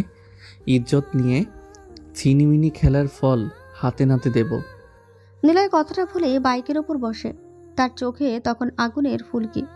ওদিকে চেয়ারম্যান বাড়ির মেয়ে জেরিন, তার ভাই জোভান, জনি আজ জীবনকে নিয়ে শপিংয়ে বেরিয়েছে। সাথে কাজিন বোনটাও আছে। ওরা আজ গাড়ি নিয়ে বের হয়নি, কারণ ওরা এলাকার ভিতরে শপিং মলটাতেই গেছে। শপিং মলে ঢুকে ওরা যে যার মতো ড্রেস আপ দেখছে। জেরিন তার ভাইদের বলে, তোমরা একটু দেখো, আমিও আমার মতো অন্যদিকে দেখি, নাহলে আজ সারাদিন লাগবে। ঠিক আছে, যা। জেরিনের মন খারাপ, তার শপিংয়ের ইচ্ছে নেই। এইভাবে সে কখনো বিয়ে করতে পারবে না। কাপড় দেখার নাম করে সে একটু বাইরে আসে। একটু হেঁটেও একটা গলির মাথায় আসে জেরিন। এমন সময় গলির ভেতরে দেখে তুমুল মারপিট হচ্ছে। জেরিন দেখে কালকে সেই ছেলেটা অর্থাৎ নিলয় একজনকে পৈশাচিক আক্রোশে মারছে। জেরিন সেদিকে এগিয়ে যায়। তখনই একটা নিলয়ের ঘুষিতে ছেলেটা ছিটকে এসে সরাসরি জেরিনের পায়ের কাছে পড়ে। ছেলেটার মুখ দিয়ে রক্ত বের হচ্ছে। জেরিন এটা সহ্য করতে পারে না। সে এগিয়ে এসে নিলয়কে সজোরে একটা থাপ্পড় মারে। সব কিছু যেন থমকে যায়। নিলয় মারছে, এলাকার কেউ সেদিকে ফিরে তাকাবে না, অথচ একটা মেয়ে এসে নিলয়কে চর মারল। জেরিন রেগে বলে, এই যে বেয়াদব ছেলে, তুমি এই ছেলেটাকে এভাবে মারছো কেন? হ্যাঁ, এটা কি গুন্ডামি করার জায়গা? তোমাদের মতো অসভ্যদের জন্য না রাস্তায় লোকজন ঠিকঠাক মতো হাঁটা চলাও করতে পারে না। এখনই পুলিশকে ফোন করব, বকাটে বেয়াদবের দল। নিলয় গালের ওপর হাত রেখে জেরিনের দিকে স্থির দৃষ্টিতে তাকায়। তার চোখে ভয়ের লেশমাত্র নেই, বরং এক ধরনের অবজ্ঞা কাজ করে। সে বিরক্ত নিয়ে বলে, আপনার যাকে ইচ্ছে ফোন করুন তো, ওসব পুলিশের ভয় আমাকে দেখাবেন না। মামা বাড়ি অর্থাৎ জেলখানায় যাওয়ার অভ্যাস আমার আছে। আমাকে আমার কাজ করতে দিন, সরুন, না হলে এর ফল ভালো হবে না। ওই বেয়াদব, ছি! জেলখানায় যাওয়া নিয়ে আবার গর্ব করছো? তোমরা কি মানুষ না জানোয়ার? বেয়াদবের মতো ভাষা তোমাদের! একটা ছেলেকে এইভাবে কেউ মারে? আবার বলছি, দেখি গর্ব করছে। আরে শোনেন ম্যাডাম, আপনার সমস্যাটা কি? হ্যাঁ, যখনই দেখেন তখনই বেয়াদব ইতর খারাপ বলেন। আপনার কি মাথার ভিতরে কয়েকটা তার ছেঁড়া আছে? শোনেন, আগে বিচার করতে শেখেন। আপনি জানেন এই ছেলেটা কি করেছে? কলতলায় যেসব মা বোনেরা পানি নেয় গোসল করে তাদের ভিডিও করে ব্ল্যাকমেল করছিল, অসম্মান করছিল এলাকার মেয়েদের। তাই মেরেছি, আর মেরেছি বলে বেশ করেছি। আপনি এখন কেটে পড়ুন। আরে আজব, এসবের জন্য তোমাদের মারপিট করতে কে বলেছে? পুলিশ আছে না, পুলিশের হাতে তুলে দিবে। এটা আইন নিজের হাতে তুলে নেওয়া হচ্ছে। তোমরা তো পুলিশকে জানাতে পারতে, দেশে তো একটা আইন আছে, তা না করে মাস্তানি করো। পুলিশ? ওরে, তোরা কেউ শুনছিস পুলিশের কথা? হাসালেন ম্যাডাম, ওসব পুলিশ আর আইন আপনাদের মতো বড় লোকদের জন্য, আপনাদের মতো ক্ষমতাসীনদের জন্য। কদিন আগে লোকাল রিপোর্টার নিখোঁজ হলো, কই পুলিশ তো একবার এলাকাতেই আসলো না। কার বিরুদ্ধে লিখেছিল জানেন? থাক সেসব, আপনারা বড় লোক, ধোয়া তুলসী পাতা। আপনারা ডাকলে পুলিশ আসবে, আমাদের মতো গরিবদের জন্য তা নয়। পুলিশে দিলে ও টাকা দিয়ে দুদিন পর বেরিয়ে এসে আবার একই কাজ করত। তাছাড়া আমাদের কথা কেন পুলিশ শুনবে? আপনি দুদিন আসছেন, এলাকা সম্বন্ধে জানুন আগে, তারপর পার্লামেন্টের মতো দাঁড়িয়ে লেকচার দিয়েন। এখন আপনার জ্ঞান শোনার ইচ্ছা আমাদের নেই। তুমি তো ভারী বেয়াদব ছেলে, মুখে কোনো লাগাম নেই। আসলে বস্তির সব চোকাই ছেলেরা ভদ্রতা শিখবে কোথা থেকে? সে যাই হোক, তাই বলে রাস্তায় ভেবে রাক্তারাক্তি করবে? তোমাদের কোনো শিক্ষা নেই? শিক্ষাটাই বা পাবে কোথায়? বকাটা টোকায় ইতর সব। দেখুন ম্যাম, দু কলম ইংরেজি শিখে বাহিরে পড়ে নিজেকে বিদ্যার সাগর মনে করিয়েন না। এরকম বিদ্যার আমরা পৌঁছিও না। কথায় কথায় শিক্ষার কথা বলবেন না। কাল যদি এই লোকগুলো আপনাকে বা আপনার বোনদের রাস্তায় এভাবে অসম্মান করবে, সেদিন বুঝবেন আইনের গোষ্ঠী। সেদিন হয়তো আপনি বলবেন এদের জ্যান্ত পুড়িয়ে মারতে। আপনার যে ভাইয়েরা আছে তাদের কাছে পৌঁছানোর আগে আপনার কান নষ্ট করে দেবে এদের নোংরা কথায়। নিজের সাথে ঘটেনি তো, তাই এমন জ্ঞান বিতরণ করতে পারছেন। আপনারা বড়লোক বলে আপনাদের ইজ্জত দামি, আর বস্তির মেয়েদের ইজ্জত পুতুল খেলা। যত সব মহারানী ভিক্টোরিয়া আসছে। জেরিন নিলয়ের যুক্তি শুনে এক মুহূর্তের জন্য থমকে যায়। ওদিকে ওদের ভাইগুলো জেরিনকে খুঁজছে, কিন্তু জেরিনকে পাচ্ছে না। পাবে কোথায়? শপিং মলের থেকে কিছুটা দূরে গলির ভিতরে সে দাঁড়িয়ে। সে নিলয়ের দিকে তাকিয়ে বলে, কাজটা ভালো করলে না বকাটে, টিজার একটা। বস্তির নোংরা লোকগুলোর মুখে মুখে কথা বলা আমার সাজে না। এদের রুচি বলতেই কিছু নেই। কথাটা বলে সে চলে যায় সেখান থেকে। তারপর একটা দোকানের সামনে সে দাঁড়ায়। এমন সময় ওর ভাইয়েরা আসে। জেরিন তার আগেই নিজেকে সামলে নিয়েছে। সে ড্রেস ঢাকার ভান করে। কি রে জেরিন, কোথায় ছিলি তুই? কত জায়গায় খুঁজেছি জানিস? এখানেই ছিলাম। তোর কণ্ঠ এমন শোনাচ্ছে কেন? মনে হচ্ছে রেগে আছিস। আরে দেখো না, দাম বলে বেশি, তাই একটু চেঁচালাম। চলো এখন, কিছু কিনবো না। আরে ড্রেস? চলো না, এখন ভালো লাগছে না। এরপর জেরিন ওর ভাই বোনদের নিয়ে গটগট করে চলে যায় সেখান থেকে। নিলয় দূর থেকে তাকিয়ে থাকে জেরিনের যাওয়ার পথের দিকে। তার বন্ধুরা কবিরকে টেনে হিঁচড়ে আড়ালে নিয়ে যায় বাকি পাওনা মেটানোর জন্য। নিলয় একটা দীর্ঘশ্বাস ফেলে বাইকে স্টার্ট দেয়। তার মনে হয় এই সমাজের ওপরতলার মানুষগুলো অন্ধকারের আসল রূপটা কখনোই দেখতে পায় না। আশা সাহেব ঠোঁট দুটো শক্ত করে ঠোঁটের কোণে সিগারেটটা চেপে ধরে আছে। বিকেলের মরা আলোয় মাগুর মাছের পুকুর পাড়টা কোনো এক আদিম রণক্ষেত্রের মতো দেখাচ্ছে। তিনি নিষ্পলক দৃষ্টিতে তাকিয়ে আছে পানির নিচে সেই অন্ধকার জগতের দিকে। আশা সাহেব নিজে হাতে মাছগুলোর খাবার দিচ্ছে। আস্ত এক বিরাট বড় হাড়ির জ্যান্ত মুরগির ডানা ধরে সজোরে পানিতে ছুঁড়ে মারছে। আর যখনই ছুঁড়ে মারছে তখনই চারপাশ থেকে বিশাল বিশাল কালো ছায়া মানে মাগুর মাছগুলো তেড়ে আসে। মুহূর্তের মধ্যে পানি স্থির বুক চিরে বেরিয়ে আসে অতিকায় মাগুর মাছের দল। এক একটা মাছ 5 থেকে 7 কেজি ওজনের, কোনোটা তো হয়তো 10 কেজি ছড়িয়ে গেছে। বিশাল দৈত্যাকার এক একটা মাছ যেন মাংসের লোভে উন্মত্ত। মুরগির শরীরটা কয়েক সেকেন্ডের মধ্যেই ছিঁড়ে খুঁড়ে গিলে ফেলে তারা। মুরগির চিৎকারে আরশাদ সাহেব চাপা হাসে। আরশাদ সাহেব জানে পা ফুসকে যদি একবার এই পুকুরে তিনি পড়ে, তবে তার অস্তিত্ব মাছেদের পেটে যেতে 2 মিনিটও সময় লাগবে না। এরা সাধারণ মাছ নয়, এরা মাংসে অভ্যস্ত খুনি জানোয়ার। এমন সময় পেছনে কয়েকটা পায়ের শব্দ শোনা যায়। আরশাদের 3 ছেলে জুফান, জনি আর জীবন এসে পেছনে দাঁড়িয়েছে। তাদের চোখে মুখে একটা চাপা ভয় দেখা যায়। চারপাশে তাকায় সে। বিশ্বস্ত কাজের লোক রতন ছাড়া কেউ নেই। জোভান বলে, বাবা খবর আছে একটা। আরশাদ সাহেব শেষ একটা মুরগি ছুঁড়ে মারে পুকুরের দিকে। সেটা জবাই করা ছিল, হাতে রক্ত লেগে আছে। তিনি উঠে দাঁড়ায়। তারপর খুব নরম সুরে প্রশ্ন করেন, কি খবর? খারাপ নাকি ভালো? জোভান একটু এগিয়ে এসে চারপাশটা আবার দেখে নেয়। তারপর খুব নিচু গলায় বলতে শুরু করে, রাব্বি রিপোর্টার শালা মরার আগে আমাদের নামে অনেক প্রমাণ জোগাড় করে। মিষ্টির দোকানের আড়ালে আমরা যে মানুষের বডি পাচার করি সেটা শালা জেনে গিয়েছিল। আর সেসবের প্রমাণ ও মেয়েরও খোরশেদের কাছে দিয়ে গেছে। এখন মেয়র আমাদের জিম্মি করার চেষ্টা করছে। শালার টাকা চায় 5 কোটি।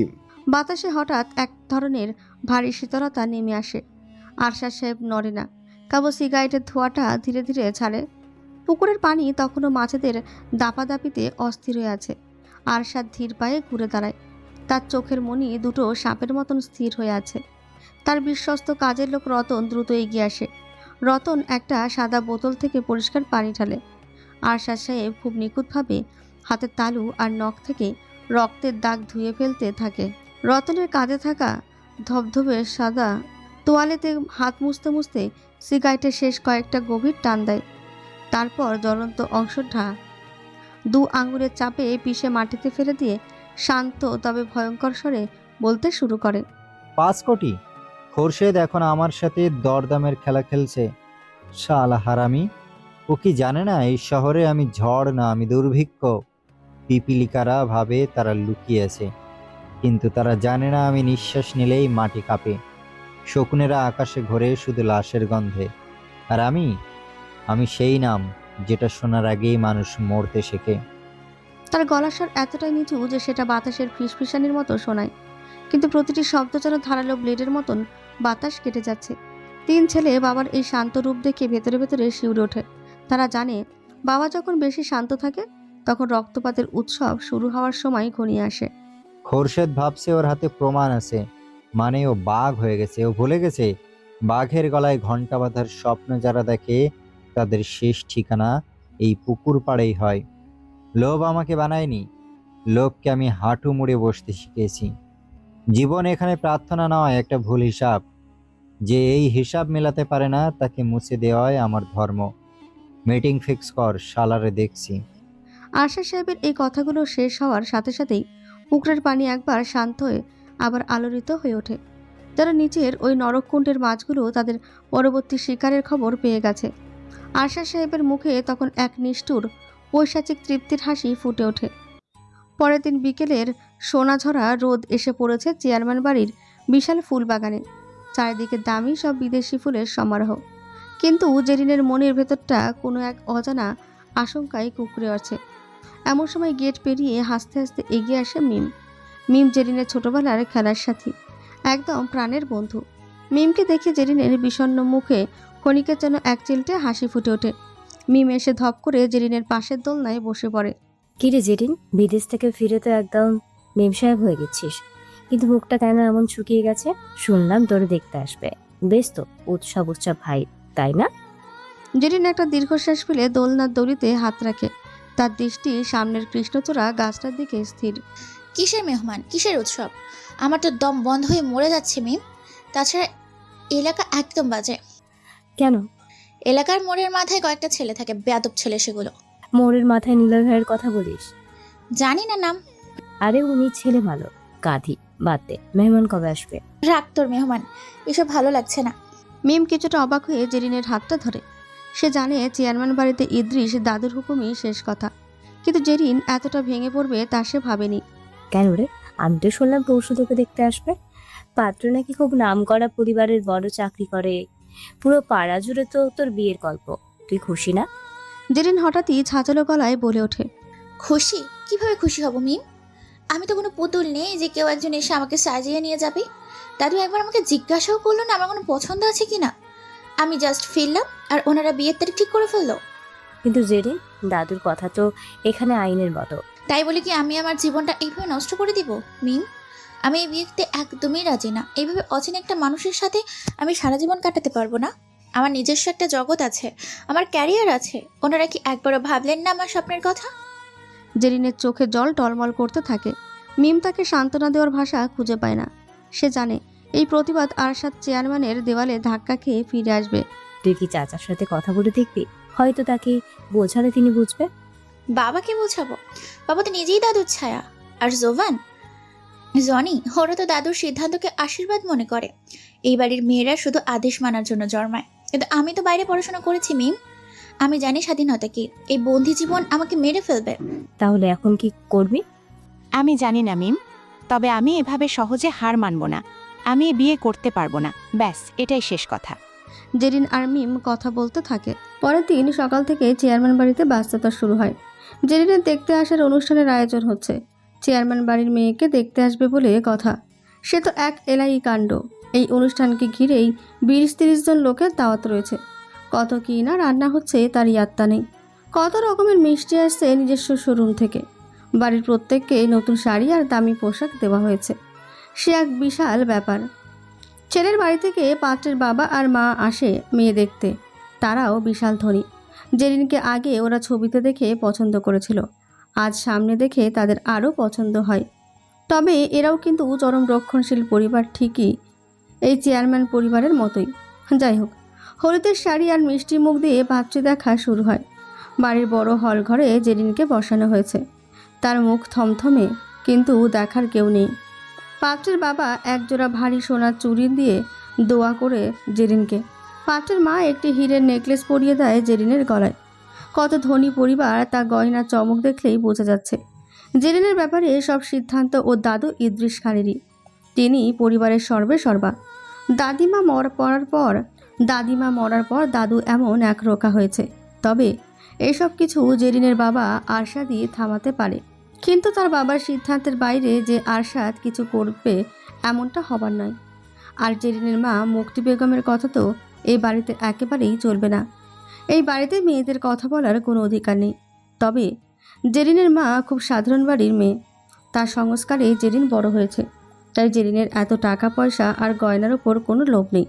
ওর ইচ্ছে ও নিজের পায়ে দাঁড়াতে চায়, কিন্তু সেটা এই বাড়িতে সম্ভব নয়। বাবা, আমাদের কি এক সপ্তাহের মধ্যে সব গুছিয়ে নেওয়া সম্ভব? জেরিনের বিয়ের কেনাকাটাতে অনেক বাকি। ইদ্রিস খান চশমাটা নাকের ডগায় নামিয়ে গম্ভীর স্বরে জবাব দেয়, কেন সম্ভব নয়? আমার কাছে এক সপ্তাহের মধ্যে বিয়ে দেওয়া কোনো ব্যাপারই নয়। জোভান, জনি ওরা সব দেখে নিবে। তোমাদের কাজ শুধু ভেতরে তদারকি করা। পাত্রপক্ষ ইদ্রিস খানকে বলে তারা এক সপ্তাহের মধ্যে শুভ কাজ সেরে ফেলতে চায়। ইদ্রিস খান সানন্দে রাজি হয়ে যায়। বাড়িতে এক হুলুস্থুলুস কাণ্ড লেগে যায়। বিয়ের আয়োজন কি আর চারটেখানি কথা? বাইরের কাজকর্ম সব ইদ্রিস খান আর তার ছেলেরাই দেখে নেবে। তাদের লোকবল প্রচুর। এছাড়া জেরিনের কাকা তারেক আর মাসুম তো আছেই। কিন্তু মহিলা মহলের কাজের অভাব নেই। শপিং করার জন্য জেরিনকে বাইরে যাওয়ার দরকার নেই। নামি দামি শাড়ি আর গয়নার দোকান তো বাড়িতেই হাজির করেছেন ইদ্রিস খান। জোভান শোন, ঢাকার বড় শোরুমগুলো থেকে ক্যাটালগ আনিয়ে নাও। জেরিন বাড়িতে বসেই সব পছন্দ করবে, বাইরে যাওয়ার কোনো প্রয়োজন নেই। জি বাবা, আমি এখনই ফোন দিচ্ছি।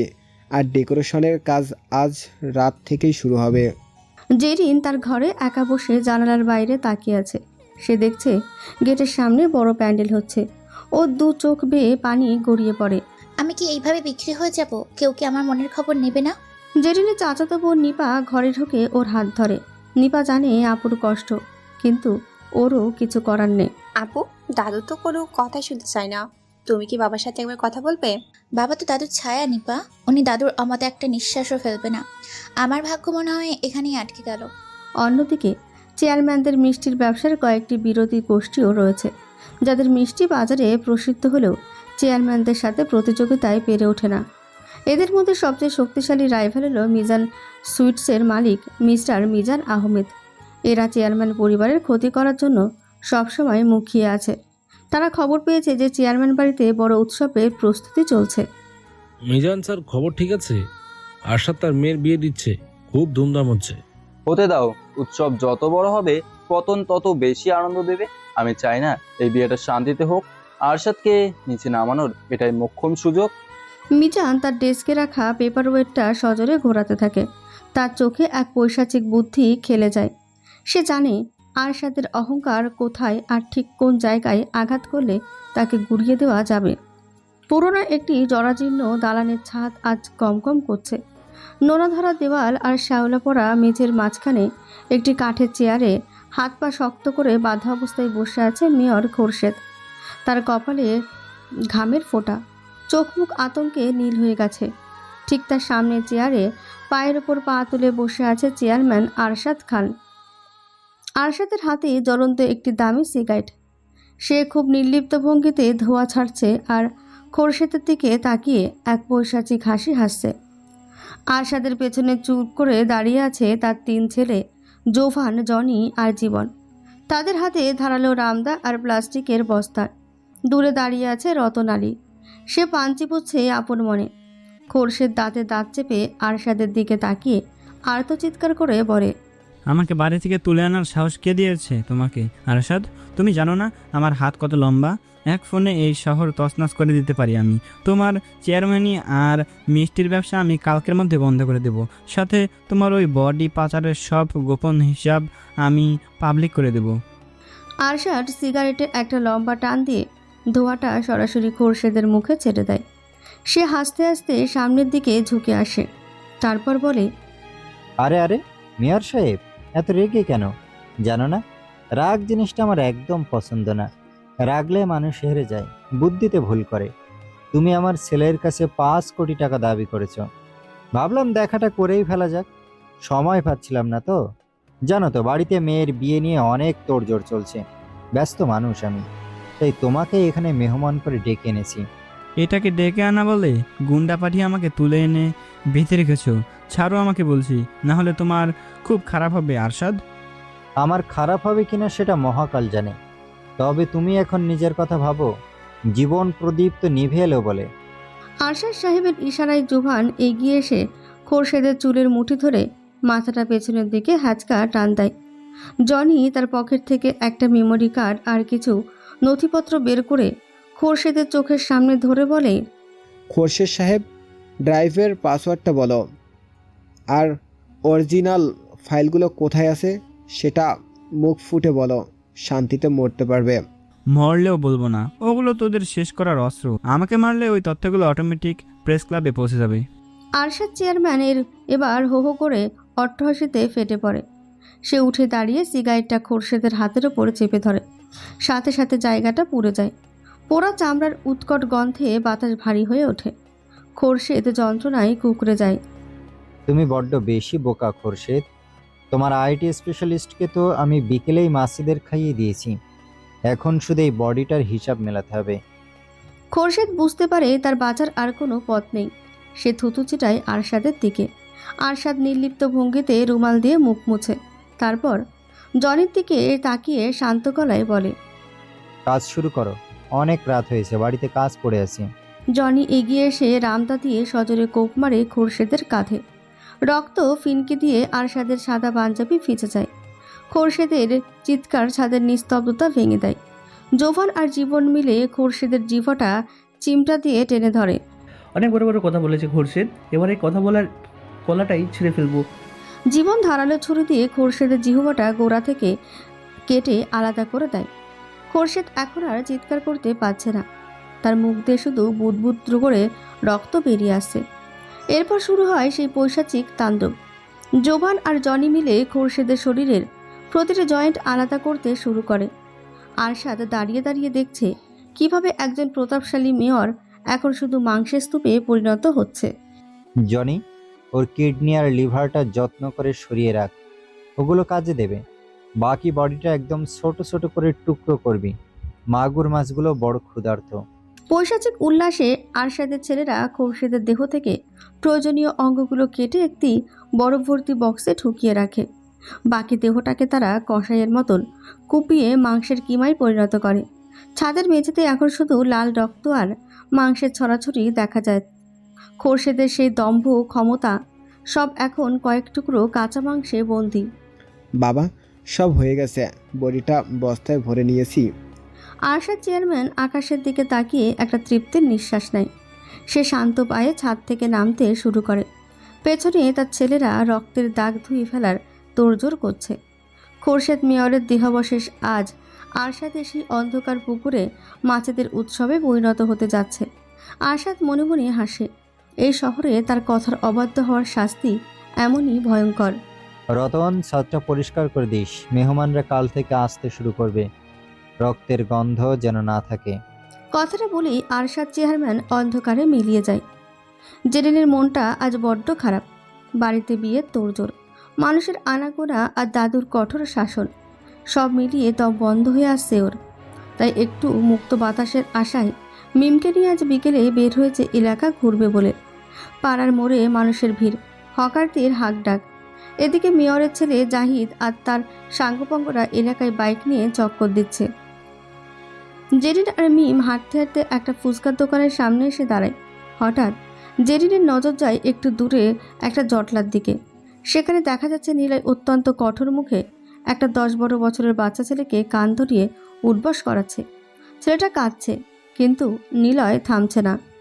ছেলেটা একটু থামলে নিলয় হাতে থাকা একটা চিকন কঞ্চি দিয়ে ওর পায়ে সজোরে বাড়ি মারছে। বাজারের মাঝখানে এই দৃশ্য দেখে জেরিনের পিত্তি জ্বলে ওঠে। সে আর স্থির থাকতে পারে না, হন হন করে এগিয়ে যায় ওদিকেই। কিছু বোঝার আগেই নিলয়ের সামনে গিয়ে তার গালে সজোরে একটা থাপ্পড় বসিয়ে দেয় জেরিন। এই বাদব ছেলে, লজ্জা করেন একটা বাচ্চা ছেলেকে এইভাবে বাজারের মাঝখানে সবার সামনে কান ধরে উঠবোস করাতে? ছি, আবার মারছো কেন ওকে? অমানুষ একটা। ওই খোকা, তুই যা এখান থেকে। এর মতো একটা উন্মাদ বকাটে ছেলের কাছে তোর কান্না কিছুই না। নিলয় হঠাৎ এই অতর্কিত চড়ে থতমত হয়ে যায়। গালের ওপর হাত রেখে সে স্থির চোখে জেরিনের দিকে তাকায়। রাগে নিলয়ের চোখ মুখ টকটকে লাল হয়ে গেছে, কপালে রাগের শিরাগুলো ফুলে উঠেছে। জেরিন দমে যাওয়ার পাত্রী নয়, সে আরও এক ধাপ এগিয়ে আসে। এবার আগে চোখে তাকাচ্ছ কেন? মারবে আমাকে? মারো না, দেখি কত বড় সাহস তোমার। বদমাইশ ছেলে একটা। নিজেকে কি বিরাট বড় গুন্ডা মনে করো? হ্যাঁ, এবার যদি রাস্তায় কখনো গুন্ডামি করতে দেখেছি তবে থাপড়ে তোমার সবগুলো দাঁত ফেলে দিব। নিলয় কিছুক্ষণ চুপ করে থাকে, যেন নিজের ভেতরের আগ্নেয়গিরিটাকে নিয়ন্ত্রণ করার চেষ্টা করছে।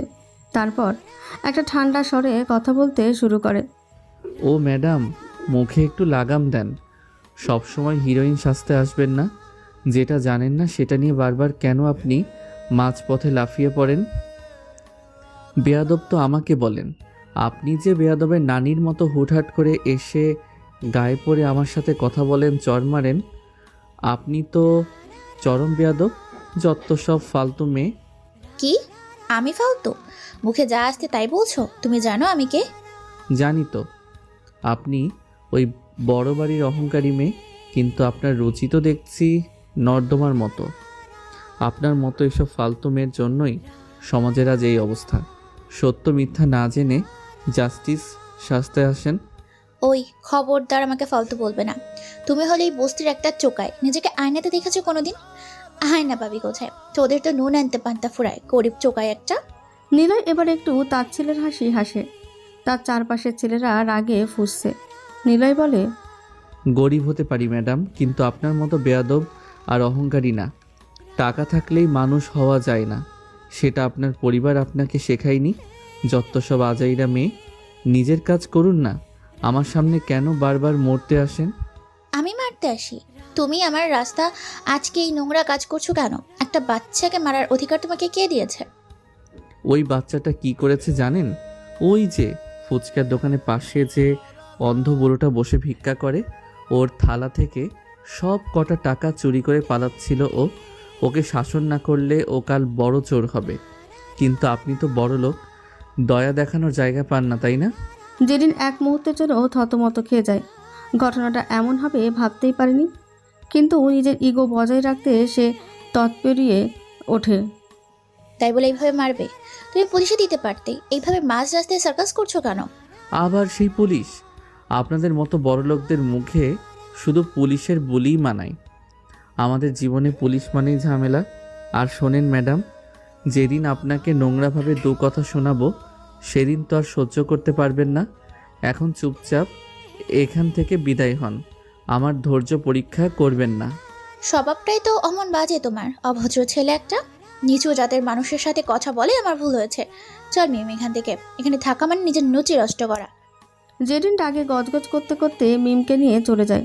নিলয় আর তার দিকে ফিরে তাকায় না।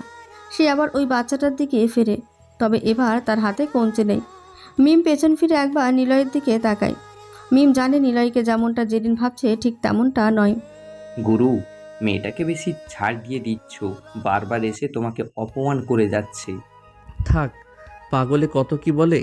সুন্দরী রূপসী মেয়ে তো একটু বেশি দেমাগ দেখাবেই। নিলয় দীর্ঘশ্বাস ফেলে চায়ের দোকানের দিকে হাঁটা দেয়। তারপর জেরিন রাগে ফুঁসতে ফুঁসতে ফুচকার দোকানের সামনের বেঞ্চিতে গিয়ে বসে। তার ফর্সা মুখটা রাগে আগুনের মতন লাল হয়ে আছে। মিম ধীর পায়ে ওর পাশে এসে দাঁড়ায়। সে জানে জেরিন খুব একরোখা, কিন্তু নিলয়ের সাথে ওর আজকের আচরণটা মিমের কাছে একটু বেশি মনে হয়েছে। তাই সে বলে, তুই নিলয় ভাইয়ের সাথে এমন করলি কেন রে? জানিস ও কত ভালো ছেলে। এই তল্লাটে সবাই ওকে মানে, ও সবার উপকার করে বেড়ায়। জেরিন মিমের দিকে অগ্নিদৃষ্টিতে তাকায়। তার চোখ দিয়ে যেন আগুন ঝরছে। সে রেগে বলে, ভালো না ছাই, ও একটা বকাটে বেদব ছেলে, অভদ্র পশুর মতো সবার সাথে ব্যবহার করে। তুই ওর দালালি করছিস কোন দুঃখে? ওই ফালতু ছেলের কথা বাদ দে তো, মেজাজটা একদম বিগড়ে আছে। আচ্ছা আচ্ছা বাবা, মাথা ঠান্ডা কর, চল ফুচকা খাই। ঝাল খেলে দেখবি মাথাটা একটু পরিষ্কার হবে। দুজনে ফুচকা হাতে নেয়, কিন্তু শান্তি যেন আর জেরিনের কপালে নেই। হঠাৎ করে কয়েকটা বাইক বিকট শব্দ করে দোকানের সামনে এসে থামে। বাইক থেকে নামে মেয়রের ছেলে জাহিদ আর তার সাঙ্গপাঙ্গরা। জাহিদের চোখে মুখে এক পৈশাচিক হাসি। সে আগে থেকেই জেরিনকে দেখেছে দূর থেকে। জাহিদ একবার ডাকে, কিন্তু জেরিন সেদিকে তাকায় না। জাহিদ বলে, আরে আরশাদ চেয়ারম্যানের মেয়ে যে এখানে রাস্তার মোড়ে দাঁড়িয়ে ফুচকা খাচ্ছে, বাড়িতে বুঝি আদর যত্ন কমে গেছে? জেরিন খাবার ফেলে দেয়। সে জাহিদের চোখের দিকে তাকিয়ে ঘৃণার সাথে বলে, তুই আবার কে রে? আমি জাহিদ, মেয়েরও ছেলে। ওহ জাহিদ, সীমার মধ্যে থাকো। তোমার বাপের ক্ষমতা থাকতেই পারে, তো আমার সামনে ওসব দেখাবে না। দূর হও সামনে থেকে। আহা সুন্দরী, রেগে গেলে আরো বেশি মিষ্টি লাগে। তুই কি জানিস, তোর মতো ফিগারের মেয়েকে তো ঘরে তুলে রাখতে ইচ্ছে করে। জাহিদের সাঙ্গপাঙ্গরা হো হো করে অট্টহাসিতে ফেটে পড়ে। তারা একের পর এক নোংরা আর কুরুচিপূর্ণ মন্তব্য করতে থাকে। জেরিনের কান গরম হয়ে যায়। সে আর নিজেকে সামলাতে না পেরে জাহিদের গালে সজোরে একটা থাপ্পড় বসিয়ে দেয়। প্রাত্যব জানোয়ার, নিজেকে কি মনে করিস? তোর বাবার ক্ষমতার দাপটে তোদের বাড়িতে দেখাস, আর একবার যদি এরকম নোংরা কথা বলিস তবে তোর জিভ টেনে ছেড়ে ফেলবো। থাপ্পড় খেয়ে জাহিদের মুখটা হিংস্র হয়ে ওঠে। সে জেরিনের দিকে এক পা এগিয়ে আসে। থাপ্পড় মারলি আমাকে? মেয়ের ছেলেকে থাপ্পড়? আজ তোকে কেউ বাঁচাতে পারবে না। তোর ওই বুকের ওড়নাটা না খোলা পর্যন্ত আমার শান্তি নেই। কথাটা বলে জাহিদ হঠাৎ জেরিনের ওড়নার এক প্রান্ত ধরে টান দেয়। জেরিন চিৎকার করে ওঠে। মিম পাশে দাঁড়িয়ে থরথর করে কাঁপছিল, কিন্তু বন্ধুর এই অপমান দেখে সেও জাহিদকে একটা চড় মারে। ছাড়ো বলছি, তোমাদের লজ্জা করে না একটা মেয়ের গায়ে হাত দিতে? খবর দেবো পুলিশে। পুলিশ আমাদের পকেটে থাকে রে পাগলি, তোকেও তো খারাপ লাগছে না? তোরা দুজন একসাথে আমাদের সাথে এক রাত চল না, কত টাকা নিবি বল? জেরিন নিরুপায় হয়ে চারদিকে তাকায়। বাজারের মানুষজন ভয়ে দূরে সরে যাচ্ছে। চেয়ারম্যানের মেয়ে হলেও এই মুহূর্তে সে শুধু একজন অসহায় নারী। জাহিদ জেরিনকে কুৎসিত অফার দিতে দিতে ওর আরও কাছে চলে আসে। জেরিনের চোখ ফেটে জল বেরিয়ে আসে। ঠিক তখনই ভিড় ঠেলে ঝড়ের বেগে সেখানে এসে পৌঁছায় নিলয়। নিলয় কোনো কথা না বলে সরাসরি জাহিদের কবজিটা শক্ত করে চেপে ধরে। জাহিদের হাত থেকে জেরিনের ওড়নাটা খসে পড়ে। হাত ছাড় শুয়োরের বাচ্চা, একজন মেয়ের গায়ে হাত দেওয়ার মোড়ক দেখাচ্ছিস? পুরুষ নাকি নারী তুই? নিলয় জাহিদের নাকে সজোরে একটা ঘুষি বসিয়ে দেয়। জাহিদ ছিটকে গিয়ে বাইকের ওপর পড়ে। সে জাহিদের দলের বাকি দুজনকে লাথি আর ঘুষি দিয়ে মাটিতে ফেলে দেয়। নিলয়ের মারের চোটে তারা দিশেহারা হয়ে পড়ে। গুরু, মেরো না, আর মরে যাবে শালা। ছোট্টু পেছন থেকে চিৎকার করে বলে। জাহিদ মেঝে থেকে উঠে ধুলো ঝাড়তে ঝাড়তে হুমকি দেয়, নিলয়, তুই কিন্তু বড় ভুল করলি। মেয়রের ছেলের গায়ে হাত দিয়েছিস, এর পরিণাম হবে ভয়ঙ্কর। তোকে এই এলাকায় আমি টিকতে দেব না। যা দেওয়ার দিস, আপাতত জান নিয়ে এখান থেকে ভাগ, নইলে তোদের আজ কবর দেব এখানেই। জাহিদ আর তার দলবল বাইক নিয়ে দ্রুত এলাকা ত্যাগ করে। নিলয় ধীর পায়ে মাটির ওপর পড়ে থাকা জেরিনের ওড়নাটা তুলে নেয়। ধুলো ছেড়ে জেরিনের দিকে তাকায়। জেরিন তখন কাঁপছে, তার চোখে পানি। সে ভেবেছিল নিলয় হয়তো এখন তার সাথে কথা বলবে না, সহানুভূতি দেখাবে, কিন্তু নিলয় কোনো কথাই বলে না। নিলয় ভাইয়া অনেক ধন্যবাদ, আপনি না থাকলে আজ অনেক বড় বিপদ হয়ে যেত। নিলয় মিমের কথা শোনে না। সে তার চোখ হাতের ওড়নাটা অবজ্ঞার সাথে জেরিনের মুখের ওপর ছুঁড়ে মারে। ওড়নাটা জেরিনের মুখে এসে পড়ে। এই নিন আপনার ওড়না, কাল থেকে হিরোইন সেজে রাস্তায় বের হওয়ার আগে নিজেকে সামলাতে শিখবেন। অন্যের ঘরের বিচার করার আগে নিজের ইজ্জত বাঁচানোর যোগ্যতা অর্জন করুন। নিলয় আর এক মুহূর্ত দাঁড়ায় না। সে হনহন করে নিজের গন্তব্যে চলে যায়। জেরিন স্তব্ধ হয়ে দাঁড়িয়ে থাকে। তার সারা শরীর এখনও কাঁপছে। জেরিন ওড়নাটা ঠিক করে জড়িয়ে নেয়। তার মনে আজ এক বিচিত্র অনুভূতি খেলা করছে। একদিকে নিলয়ের প্রতি ঘৃণা, অন্যদিকে এক অদ্ভুত কৃতজ্ঞতা। দেখলি তো তুই যাকে বকাটে বলতিস সেই ছেলেটাই আজ তোকে এই নরক থেকে বের করলো। জেরিন কোনো কথাই বলে না। সে শুধু নিলয়ের যাওয়ার পথের দিকে তাকিয়ে থাকে। মার খেয়ে জাহিদের ফর্সা মুখটা এমন কালশিটে পড়ে ফুলে উঠেছে, ঠোঁটের কোণ দিয়ে রক্ত গড়িয়ে জমাট বেঁধে আছে। সামির ওর পাশে দাঁড়িয়ে ভয়ে কাঁপছে। জাহিদ বারবার ওর বাবা মেয়র খোরশেদকে ফোন দেওয়ার চেষ্টা করছে, কিন্তু প্রতিবারই ফোনটা বন্ধ দেখাচ্ছে। রাগে আর অপমানে জাহিদ রাস্তার পাশের একটা ল্যাম্পপোস্টে সজোরে লাথি মারে। ওই কুত্তার বাচ্চা নিলয়, ওর এত বড় সাহস আমার গায়ে হাত তোলে। আর জেরিন, ওর দেমাগ আমি মাটির সাথে মিশিয়ে দেব।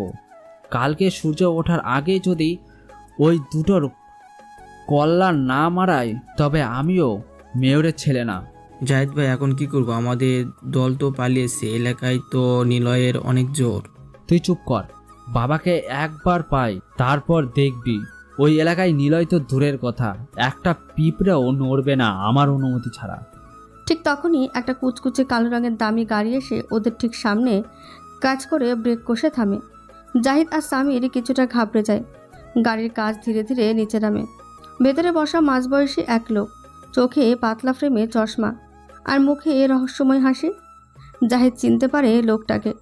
তিনি হলেন মিজান সুইটসের মালিক মিস্টার মিজান আহমেদ, আরশাদ চেয়ারম্যানের মিষ্টির ব্যবসার প্রধান প্রতিদ্বন্দ্বী। আরে জাহিদ যে, এই অবস্থায় রাস্তার ধারে কি করছো? জখম তো বেশ গুরুতর দেখছি, গাড়িতে উঠে আসো, দরকার আছে। চেয়ারম্যানের মেয়ে আর তোমার বাবার বিষয়ে জরুরি কিছু কথা আছে। জাহিদ আর সামির একে অপরের দিকে তাকায়। এই মুহূর্তে তাদের একটা আশ্রয়ের খুব দরকার ছিল। তারা আর দেরি না করে গাড়ির পেছনের সিটে গিয়ে বসে। গাড়িটা ধীর গতিতে মেইন রোডের দিকে এগোতে থাকে। মিজান আহমেদ খুব শান্তভাবে একটা সিগারেট ধরালেন, তারপর বলে, তোমার বাবাকে অনেকবার কল করছো তো, পাবে না তাকে, ওদিকে রিং দিয়ে লাভ নেই। জাহিদ ভ্রু কুঁচকে মিজানের দিকে তাকায়। তার বুকের ভেতরটা কেমন ধক করে ওঠে। কেন কেন পারবো না? বাবা কি কোনো মিটিংয়ে আছে? আপনি জানলেন কি করে?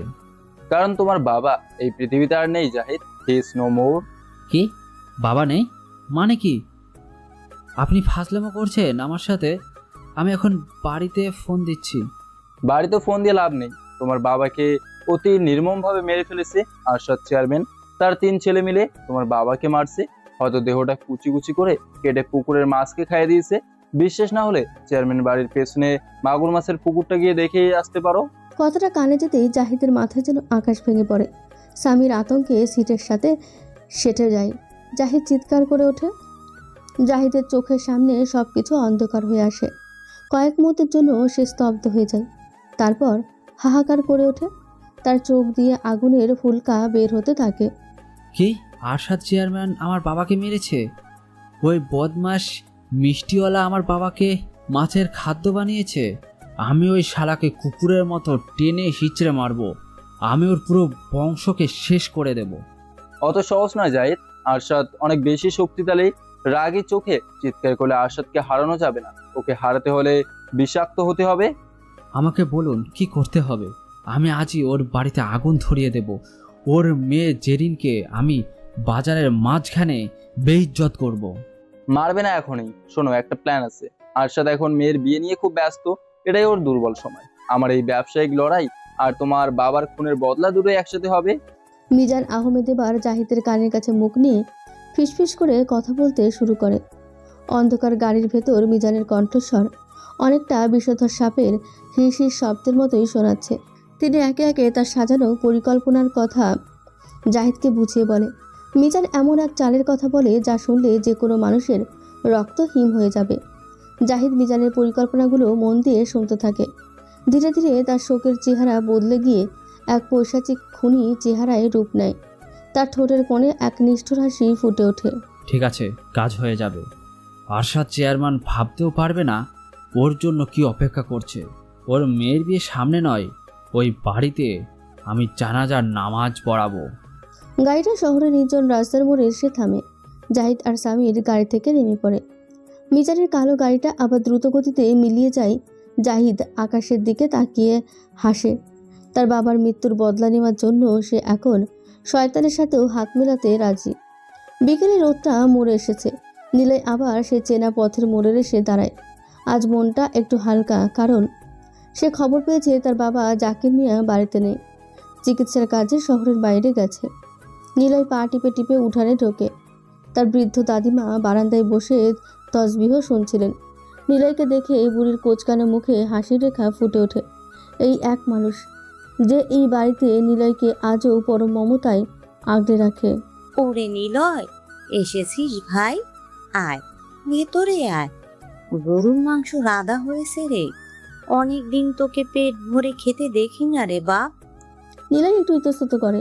সে জানে এই বাড়িতে তার থাকাটা কতটা বিপজ্জনক, কিন্তু দাদিমার হাতের মাংসের ঝোলের গন্ধে তার পেটের ক্ষুধা যেন দ্বিগুণ হয়ে ওঠে। দাদিমা, বাবা যদি চলে আসে তার তো কোনো ঠিক নেই। আরে না, সে তো শহরে গেছে, ফিরতে ফিরতে রাত হবে। তুই হাত মুখ ধুয়ে চটপট ফিরিতে বসতো। নিলয় সাবান দিয়ে হাত ধুয়ে রান্নাঘরের এক কোণে পিঁড়ি পেতে বসে। দাদিমা পরম আদরে থালা ভর্তি সাদা ভাত আর বড় এক বাটি কালচে করে ভুনা করা মাংস সামনে দেয়। ভাতের গরম ভাব আর মাংসের সুগন্ধে নিলয়ের চোখ ভিজে আসে। সে প্রথমে লকমাটা মুখে তুলবে, ঠিক তখনই উঠোনে একটা রিক্সা থামার শব্দ হয়। মুহূর্তের মধ্যে নিলয়ের মেরুদণ্ড দিয়ে এক শীতল স্রোত বয়ে যায়। জুতো শব্দ বারান্দায় আছড়ে পড়ে। পর্দা সরিয়ে ঝড়ের বেগে ভেতরে ঢোকে জাকির মিয়া। নিলয়কে খেতে বসে থাকতে দেখে তার কপালে রাগের শিরাগুলো ফুলে নীল হয়ে ওঠে। হাতের ছুরিটা মেঝেতে সজোরে আছড়ে মারে। এই, আমার বাড়িতে এ আপদটা কোত্থেকে এলো? কার হুকুমে তুই আমার অন্ন ধ্বংস করতে এসেছিস? নিলয় থতমত খেয়ে লকমাটা মুখে না দিয়ে থালায় রেখে দেয়। দাদিমা কাঁপা কাঁপা গলায় এগিয়ে আসে। ওরে জাকির, ছেলেটা কতদিন ভালো করে খায় না, আজ আমি ওকে ডেকেছি। তুই থাম না বাবা। মা, তুমি এই জানোয়ারের বাচ্চাকে মাথায় তুলো না। যে ঘরে আমি থাকি সে ঘরে এই জারজের বসে রাজভোগ খাবে? তোর লজ্জা করে না? নিলয়, একবার ঘাড় ধাক্কা দিয়ে বের করে দেওয়ার পর আবারও এসেছিস আমার মুখের খাবার কেড়ে নিতে। জাকির মিয়া এক লাথিতে নিলয়ের সামনের ভাতের থালাটা উল্টে দেয়। গরম ভাত আর মাংসের ঝোল মেঝের ধুলোয় মাখামাখি হয়ে যায়। নিলয় পাথরের মতন বসে থাকে। তার দু চোখ দিয়ে টপ টপ করে জল পড়ে ধুলোর মাঝে। কি দেখছিস? তোর চোখের জল দেখলে কি আমার দয়া হবে? তুই তো একটা পাপ। তোর ওই মা, যার চরিত্র নিয়ে পুরো পাড়া চিচি করে, সে তোকে শিখিয়েছে না অন্যের বাড়িতে গিয়ে বাঘ বসাতে? তোর মা তো একটা ডাইনি, একটা নষ্ট মেয়ে মানুষ। নিলয় মুখ বুজে সব সহ্য করেছিল, কিন্তু মায়ের অপমানে তার হাত দুটো মুষ্টিবদ্ধ হয়ে ওঠে। তবুও সে কিছু বলে না, কারণ সে জানে প্রতিবাদ করলে দাদিমার ওপর অশান্তি বাড়বে। বাবা, আমাকে যা খুশি বলুন, কিন্তু আমার মাকে গালি দেবেন না। আমি চলে যাচ্ছি। খাবার নষ্ট করলেন কেন? ক্ষুধার জ্বালা অনেক কষ্ট বাবা। খবরদার, ফের যদি বাবা ডাকবি তো জিপ টেনে ছিঁড়ে ফেলবো। খাবার নষ্ট হয়েছে তোর মতো অলক্ষণে পা রেখেছে বলে। তুই বের হ আমার চোখের সামনে থেকে। যা, ওই নর্দমায় গিয়ে তোর মায়ের সাথে থাক। তোর মতো হারামের বাচ্চা আমার বাড়িতে এক দণ্ড থাকলে ফেরেস্তা আসবে না। দাদিমা ডুকরে কেঁদে ওঠে। তিনি জাকির মিয়ার হাত ধরার চেষ্টা করে। ওরে জাকির, ছেলেটা তো রক্তে মাংসের মানুষ, ও তো তোর কাছে কিছু চায়নি, একটু খেতে বসেছিল মাত্র। চুপ করো মা, ওর রক্তে বিষ আছে। ওই নষ্ট মেয়েটার ছেলে বড় হয়ে আমাদের এই ছবল দিবে। এ হারামি, এখনো দাঁড়িয়ে আছিস কেন? বের হ বলছি। জাকির মিয়া নিলয়ের কলার ধরে হ্যাচকা টানে উঠোনের মাঝখানে নিয়ে আসে। তারপর সজোরে একটা ধাক্কা দিয়ে গেটের বাইরে ফেলে দেবে। নিলয় ধুলোয় পড়ে যায়। তার পরনের ছেঁড়া জামাটা আরও খানিকটা ছিঁড়ে যায়। আজ থেকে যদি এ বাড়ির সীমানায় তোকে দেখি তবে জ্যান্ত পুঁতে ফেলবো। যা, তোর মায়ের আঁচল তলে গিয়ে লুকা।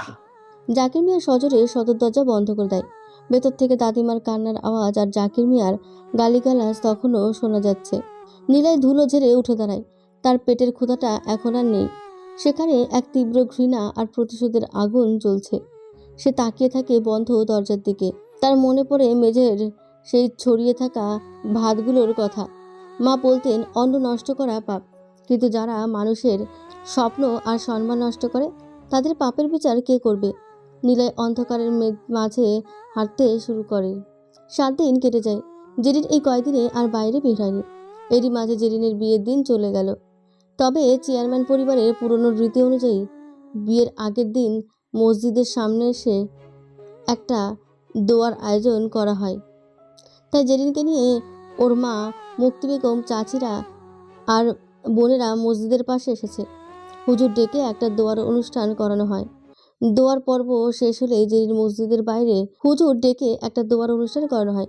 দোয়ার পর্ব শেষ হলেই জেরিন মসজিদের বাইরে বসে থাকা অসুস্থ মানুষদের খাবার আর কিছু বস্ত্র বিতরণ করতে গেল। জেরিন যখন মনোযোগ দিয়ে সবার খাবার আর বস্ত্র দিচ্ছে, ঠিক এমন সময় একটা কালো রঙের কাঁচ ঢাকা গাড়ি এসে ওর সামনে থামে। মুহূর্তের মধ্যেই কয়েকজন মুখ ঢাকা লোক জেরিনকে চাংদেলা করে তুলে নিয়ে চলে যায়। জেরিন চিৎকার করে ওঠে। ওর মা আর চাচিমারা চিৎকার করে গাড়ির পেছনে ছুটে আসে।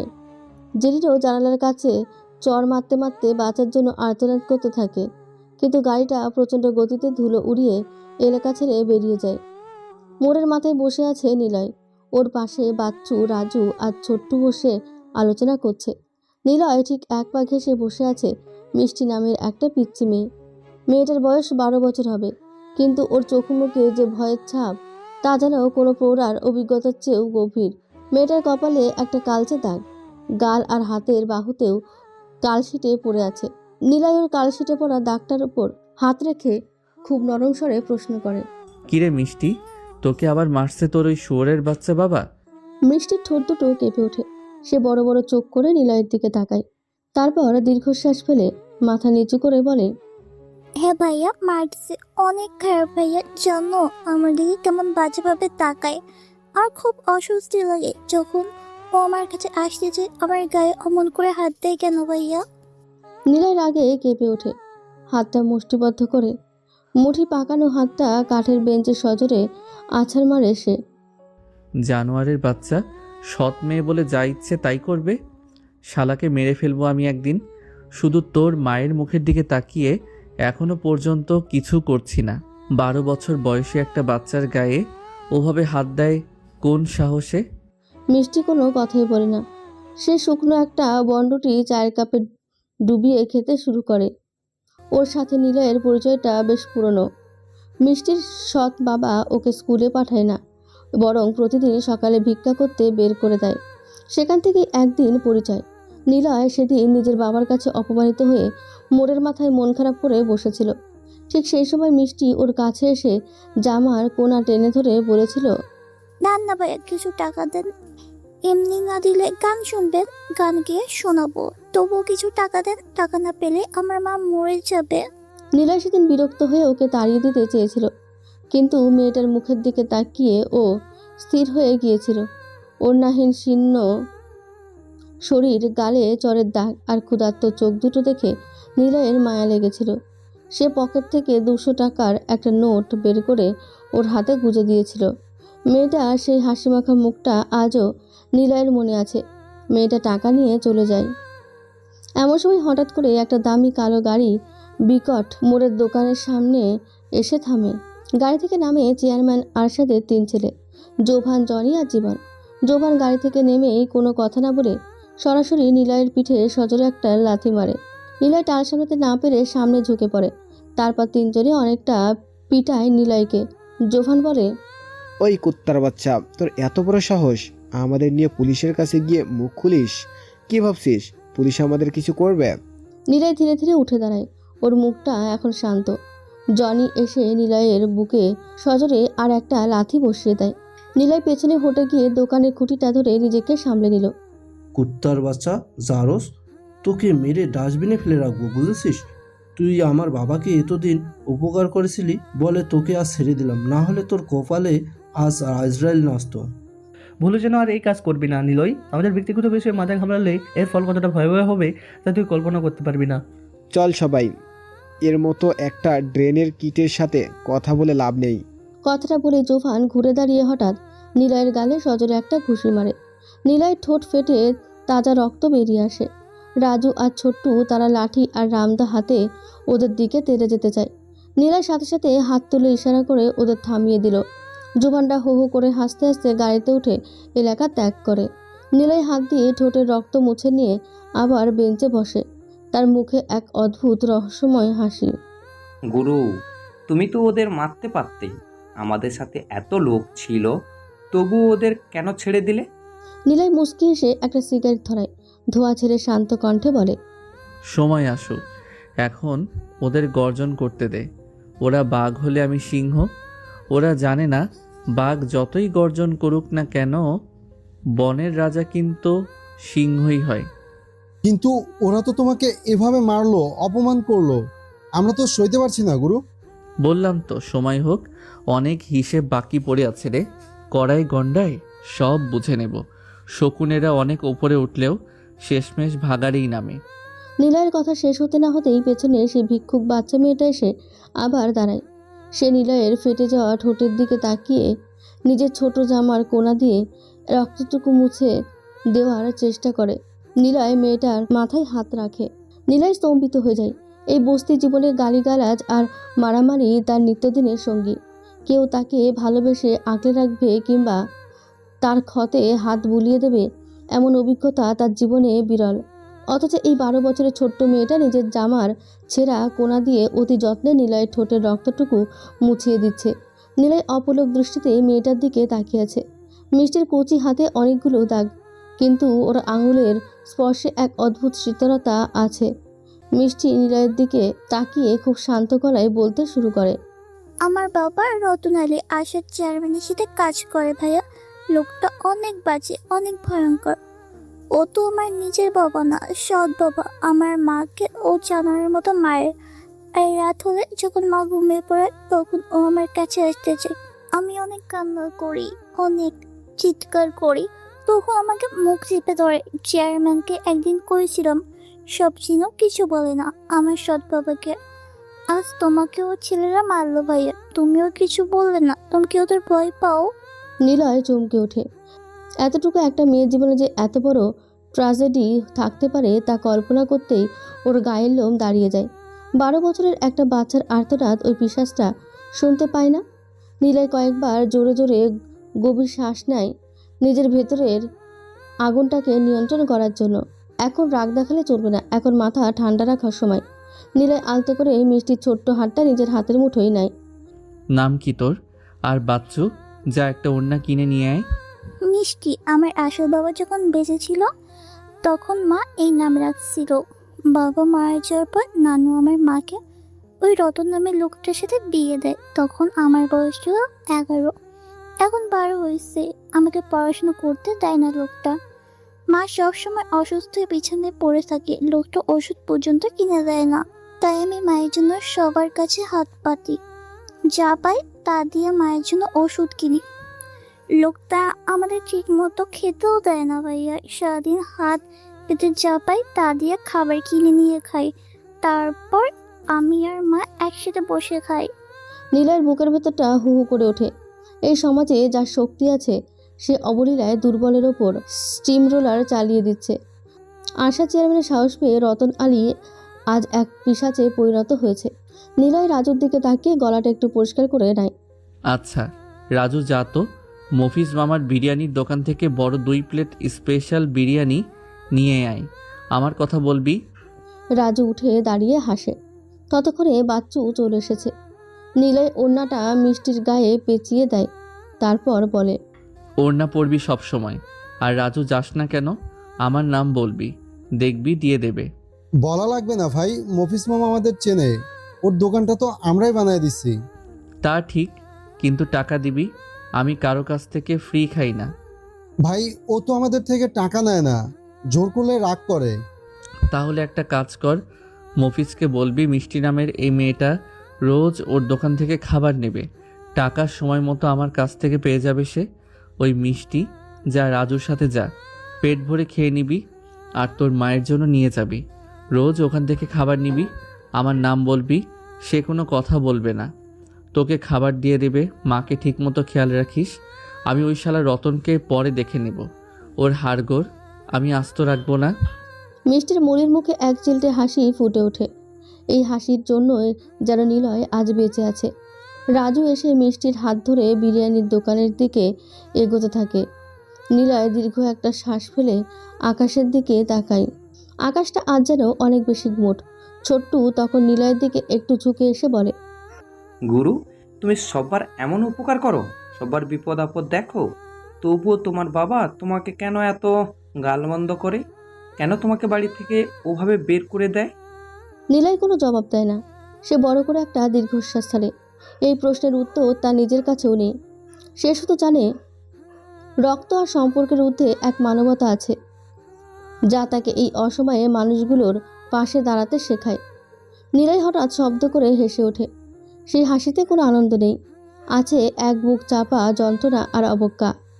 চায়ের দোকানি একটা সিগারেট এগিয়ে দেয়। নিলয় সেটা ধরিয়ে লম্বা একটা টান দিল। ধোঁয়াটা ধীরে ধীরে বাতাসে মিলিয়ে যায়। বুঝলি ছোটু, মানুষের মন জয় করা সব চাইতে কঠিন কাজ। রক্ত কথা বলে না, স্বার্থ কথা বলে। সময় আসুক, সব উত্তর একদিন সবাই পেয়ে যাবে। নিলয় এক দৃষ্টে সামনের দিকে তাকিয়ে থাকে। এভাবে মিষ্টির সাথে নিলয়ের পরিচয়। মাঝে মাঝে মিষ্টি আসে নিলয়ের কাছে, বসে গল্প করে। আজকেও এসেছে। নিলয় মিষ্টিকে চা রুটি খাওয়ালো। মিষ্টি হেসে দৌড়ে যখন রাস্তা পার হবে, ঠিক তখনই একটা কালো গাড়ি এসে মিষ্টিকে মেরে দেয়। মিষ্টি চিৎকার করে উঠে ছিটকে পড়ে অনেক দূরে। নিলয় মিষ্টি বলে জোরে ডাক দিয়ে দৌড়ে যায় ওর দিকেই। ঠিক তখনই আরও একটি চিৎকার কানে এলো নিলয়ের। কে যেন বলছে, বাঁচাও আমাকে। নিলয় ছুটে আসে মিষ্টির কাছে। মোড়ের মাথায় লোকজন জড়ো হয়ে গেছে। নিলয় বাচ্চাদের বলে, মিষ্টিকে নিয়ে এখনই হাসপাতালে যা। আর তুমি? আমি ওই গাড়ির পিছনে যাচ্ছি। সব কটাকে আজ জ্যান্ত পুঁতে ফেলবো। কথাটা বলে নিলয় বাইক নিয়ে গাড়িটার পেছনে। গাড়িতে জেরিন আছে। তাকে কয়েকজন ছেলে কিডন্যাপ করে নিয়ে যাচ্ছে। ওদিকে মসজিদের পাশে অবস্থাটা শোচনীয়। এক মুহূর্তে সব নিস্তব্ধ হয়ে যায়। জেরিনের মা মসজিদের এদিক ওদিকে ছুটতে থাকে, কাঁদতে থাকে। জেরিন বলে খবর পেয়ে আরশাদ আর তার 3 ছেলে সেখানে এসে পৌঁছায়। ইদ্রিস দাদিও সেখানে আসে। কি হয়েছে মুক্তি? জেরিন কই? ওগো, আমাদের মেয়েকে কারা যেন তুলে নিয়ে গেছে। আমার কি হবে? আমার মেয়েকে কারা তুলে নিয়েছে? আমার মেয়েকে বাঁচাও। মা, কারা ওরা? চিনতে পারছো? মুখ ঢাকা ছিল। আচ্ছা, আমি পুলিশকে জানাচ্ছি। জোভান, তোরা 3 জন এলাকা তন্ন তন্ন করে খুঁজবি, কোনো কিছু যেন বাদ না যায়। আরশাদ পুলিশের খবর দেয়। জোভানেরা বেরিয়ে পড়ে। মুক্তি বেগম কাঁদতে থাকে আর বলতে থাকে, কি হবে এখন? আমার মেয়ের বিয়েটা ভেঙে যাবে। সবই কপাল।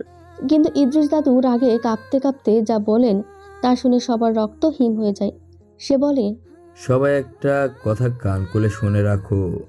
জেরিন যদি আজ রাতের মধ্যে নিজের ইজ্জত নিয়ে এ বাড়িতে ফেরত না আসে, তবে ওর আর এ বাড়িতে কোনো জায়গা হবে না।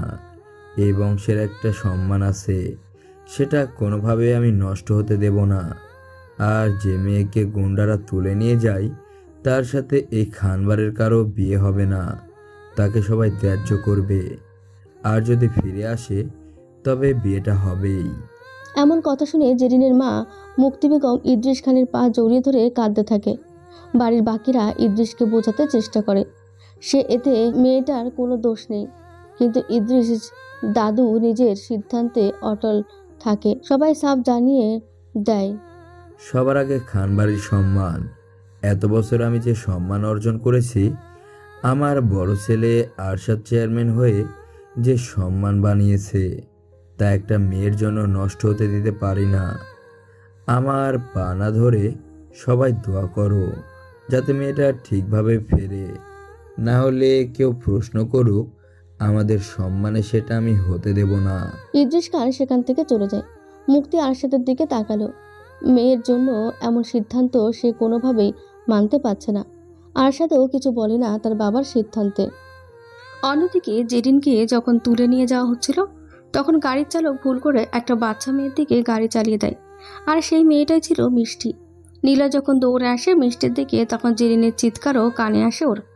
গাড়ির মানুষদের মারার জন্য নিলয় বাইক নিয়ে দ্রুত গাড়িটাকে ধাওয়া করে। গাড়িটা শহর থেকে অনেকটা দূরে একটা নির্জন গোডাউনের সামনে গিয়ে দাঁড়ায়। কয়েকটি গুন্ডা জেরিনকে হিস্ট্রে গোডাউনের ভেতরে নিয়ে গেল। গোডাউনের ভেতরে 5 জন ছেলে জেরিনকে টেনে হিস্ট্রে ভেতরে আনে। গোডাউনের ভেতরে চারপাশটা ধুলোবালি আর মরিচা ধরা লোহার গন্ধে ভারী হয়ে আছে।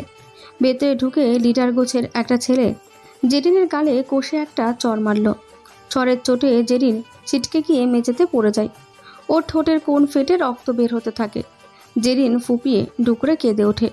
এই ভয়াবহ পরিবেশে ও নিজেকে বড্ড অসহায় বোধ করছে। যন্ত্রণায় আর আতঙ্কেও বারবার বলতে থাকে, কে তোমরা? আমাকে কেন তুলে এনেছো? আমি তোমাদের কি ক্ষতি করেছি? দয়া করে আমাকে ছেড়ে দাও। ঠিক এমন সময় জেরিনের সামনে দাঁড়িয়ে থাকা ছেলেটা খুব ধীরস্থিরভাবে নিজের মুখের কালো মাস্কটা খুলল। আলো আধারির মাঝে সেই মুখটা স্পষ্ট হাতেই জেরিনের চোখ ছানা বড়া হয়ে যায়। ও দেখল মেয়রের ছেলে জাহিদ আর তার পাশেই দাঁড়িয়ে আছে পাড়ার কুখ্যাত বকাটে সামির। একে একে সবাই তাদের মাস্ক খুলে ফেলে। জাহিদের চোখে তখন এক পৈশাচিক আনন্দ। সে জেরিনের চিবুকটা শক্ত করে চেপে ধরে বলে, চুপ কর মাগি, বেশি চেঁচাবি না। যদি আর একটা শব্দ করিস তবে তোর এই গলাটা টিপে এখানেই তোকে মেরে ফেলবো। অনেক দিমাগ তোর, তাই না? আরশাদ চেয়ারম্যানের মেয়ে বলে তোকে কেউ ছুতে পারবে না ভেবেছিলি? আজ তোকে আমরা এই 5 জন মিলে ধর্ষণ করব। তুই আজ হাড়ে হাড়ে বুঝবি দম্ভ কাকে বলে। তোর বাবা একজন বড় হারামি। সে আমার বাবাকে পৃথিবী থেকে সরিয়ে দিয়েছে। আজ তোকেও আমরা সরাবো, তবে অনেক মজা করে।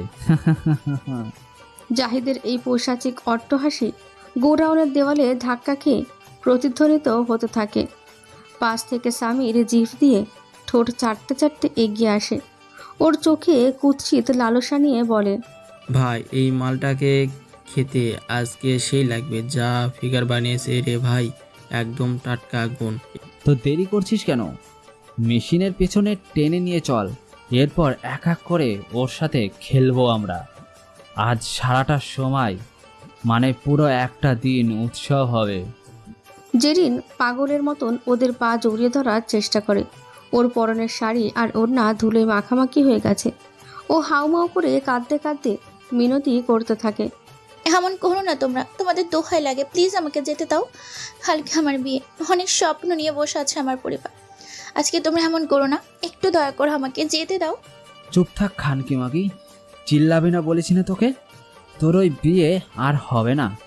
এই শরীর নিয়ে তুই আর কালকে বিয়ের পিড়িতে বসতে পারবি? জাহিদ আর সামির মিলে জেরিনকে হিসড়ে টেনে নিয়ে যেতে থাকে বড় একটা জংধরা মেশিনের আড়ালে। জেরিনের চিৎকার আর আকুতি তখন গোডাউনের বন্ধ হওয়ায় গুমড়ে মরছে। ঠিক এমন সময় হঠাৎ করে একটা বাইক গোডাউনের গেট দিয়ে সোজা ভিতরে প্রবেশ করে। গোডাউনের ভেতরে থাকা জাহিদ আর সামির সহ মোট 6 জন লোক চমকে গিয়ে পেছনের দিকে ঘুরে তাকায়। সবাই দেখল ধোঁয়া উড়িয়ে গেট দিয়ে সরাসরি বাইক নিয়ে ভেতরে ঢুকছে নিলয়। বাইকটা স্টপ করে নিলয় খুব শান্ত ভঙ্গিতে নেমে দাঁড়ায়। নিলয়কে দেখে জাহিদের আতঙ্কিত চেহারা মুহূর্তেই খুশিতে ভরে ওঠে। ও ভাবে নিলয় একলা এসে নিজের মৃত্যু ডেকে এনেছে। আরে আরে, আমাদের হিরো সাহেব আছেন যে। কয়েকদিন আগে আমাকে বাজারের সবার সামনে মারছিলি না? আজ তোকে এই নির্জনে পেয়ে তোকে তো আমি কবর দেব। পাখি নিচ থেকে উড়ে এসে জালে আটকা পড়ল। সামির হাতে একটা লোহার রড নিয়ে নিলয়ের দিকে এগোতে এগোতে হাসতে থাকে আর বলে, এটাকেই বলে মেঘনা চাইতেই জল। হা হা হা, আমাদের কষ্ট করে তোকে খুঁজতে হতো, তুই নিজেই আজ জমের দুয়ারে হাজির হয়েছিস। আজ তোকেও শেষ করব, আর তোর সামনে এই মেয়েটাকে সর্বনাশ করব। নিলয় কোনো কথাই বলছে না। তার চোখের মণি দুটো স্থির হয়ে আছে। সে শুধু খুব ধীর হাতে নিজের শার্টের হাতা দুটো গুছিয়ে নিচ্ছে। নিলয় ধীর পায়ে এগিয়ে আসে। ওর চোখে আজ কোনো মায়া নেই, আছে শুধু এক শূন্যতা। হাতা গোটাতে গোটাতে ওর সামনে দাঁড়ানো 5টা ছেলের দিকে স্থির দৃষ্টিতে তাকায়। জাহিদ আর সামির তখন বিদ্রুপের হাসি হাসছে, কিন্তু নিলয় ওদের কথায় কান না দিয়ে খুব নিচু স্বরে প্রশ্ন করে, তোরা বড় লোকের দেমাগি মেয়েকে তুলে এনেছিস, তাতে কোনো সমস্যা নেই, সেটা তাদের বিষয়, কিন্তু তাকে তুলে আনার সময় কে গাড়ি চালাচ্ছিল? সামির হাতে থাকা রডটা নাড়াতে নাড়াতে তাচ্ছিল্য করে বলে, কেন রে, পুরস্কার দিবি? সোজা প্রশ্ন করেছি, সোজা উত্তর দে, কে চালাচ্ছিল গাড়িটা? পাশে দাঁড়ানো লিখন নামের একটা ছেলে বলে, কারণটা কি? গাড়ি যেই চালক, তোর তাতে কি? গাড়ি কে চালাচ্ছিল? মাদার। নিলয়ের চিৎকারে পুরো গোডাউন যেন কেঁপে ওঠে। মেঝেতে পড়ে থাকা জেরিন ভয়ে কুঁকড়ে যায়। সে কাঁপা কাঁপা গলায় ইশারা করে বলে, যে ছেলের গায়ের জ্যাকেটে ঈগলের চিহ্ন আঁকানো আছে সে চালাচ্ছিল। ওই যে ওই ছেলেটা জাহিদের পাশে দাঁড়িয়ে আছে। নিলয় এক মুহূর্ত দেরি না করে ঈগল ছাপওয়ালা জ্যাকেট পরা ছেলেটার দিকে তাকায়। তাহলে তুই চালাচ্ছিলি গাড়ি? সামনে আয়। বাঁধন নামে সেই ছেলেটা কোমরের পেছন থেকে একটা ধারালো সুইচ গিয়ার ছুরি বের করে নিলয়ের দিকে তেড়ে আসে। সে বিকৃত মুখে চেঁচিয়ে বলে, ওই খানকির পোলা, হ্যাঁ আমি চিল্লাচ্ছিলাম, তোকে আজকে এখানেই শেষ করে দেব। বাঁধন এগিয়ে এসে নিলয়ের পেটে ছুরি চালাতে চায়, কিন্তু নিলয় চোখের পলকে ওর হাতটা সরিয়ে দিয়ে নিজের পকেট থেকে একটা ফিঙ্গার রিং অস্ত্র বের করে আঙুলে পরে নেয়। কোনো সুযোগ না দিয়েই নিলয় তার সর্বশক্তি দিয়ে বাঁধনের বুকের বাম পাশের হাট বরাবর একটা ঘুষি মারে। অস্ত্রের আঘাতে পাঁজরের হাড় ভেঙে ফুসফুস আর হৃৎপিণ্ড ছিঁড়ে যায়। বাঁধন ছিটকে গিয়ে 10 হাত দূরে আছড়ে পড়ে। একদলা রক্ত বমি করে দিয়ে ওর শরীরটা নিস্তেজ হয়ে যায়। বাঁধন সেখানেই মারা যায়। সাঙ্গপাঙ্গদের মরতে দেখে জাহিদ আর সামির এবার পাগলের মতন অস্ত্র নিয়ে ঝাঁপিয়ে পড়ে। শুরু হয় এক নারকীয় ফাইট। নিলয় গোডাউনের দেওয়াল থেকে একটা মরিচা ধরা চেন টেনে ছিঁড়ে নেয়। সামির রড নিয়ে আসতে না আসতে নিলয় চেনটা দিয়ে ওর গলায় পেঁচিয়ে সজোরে টান দেয়। চেনের ঘর্ষণে সামিরের গলার চামড়া ছিঁড়ে যায়। নিলয় ওকে টেনে মেঝেতে ফেলে দেয় এবং পাশে পড়ে থাকা একটা কুড়াল হাতে তুলে নেয় ও। মিষ্টি নামের একটা মেয়েকে তোরা রাস্তায় গাড়ি চাপা দিয়েছিস, ওই বাচ্চাটা যদি না বাঁচে, আজ তোদের যে কি করব সেটা তোরা ভাবতেও পারবি না। নিলয় পৈশাচিক আক্রোশে কুড়াল দিয়ে সামিরের পায়ের নলা আলাদা করে দেয়। সামিরের আত্মচিৎকারে গোডাউনের ছাদ ফেটে যাওয়ার উপক্রম হয়। জাহিদ পেছন দিক থেকে এসে নিলয়ের মাথায় রড দিয়ে বাড়ি মারে। নিলয় ছিটকে পড়ে দূরে, আবার উঠে দাঁড়ায়। জাহিদ ভয়ে পালানোর চেষ্টা করলেই নিলয় একটা লোহার শিকল ছুঁড়ে ওর পা আটকে ফেলে। জাহিদ উপুর হয়ে পড়ে গেল মেঝেতে। নিলয় ওর বুকের ওপর চেপে বসে। জেরিন এক কোণে জড়সড় হয়ে বসে এই বীভৎস দৃশ্য দেখছে। সে বাকরুদ্ধ হয়ে গেছে। তার সামনে যে মানুষটা আছে সে কি কোনো ত্রাণকর্তা নাকি স্বয়ং যমরাজ? নিলয় কুড়ালটা সরিয়ে রেখে জাহিদের 2 চোখে নিজের বৃদ্ধাঙ্গুলি চেপে ধরে বলে, তোর বাবার ক্ষমতার দাপটে তোরা ছোট ছোট শিশুদের রক্ত নিয়ে হোলি খেলিস, একটা মেয়েকে তুলে আনলি সেই সাহসে?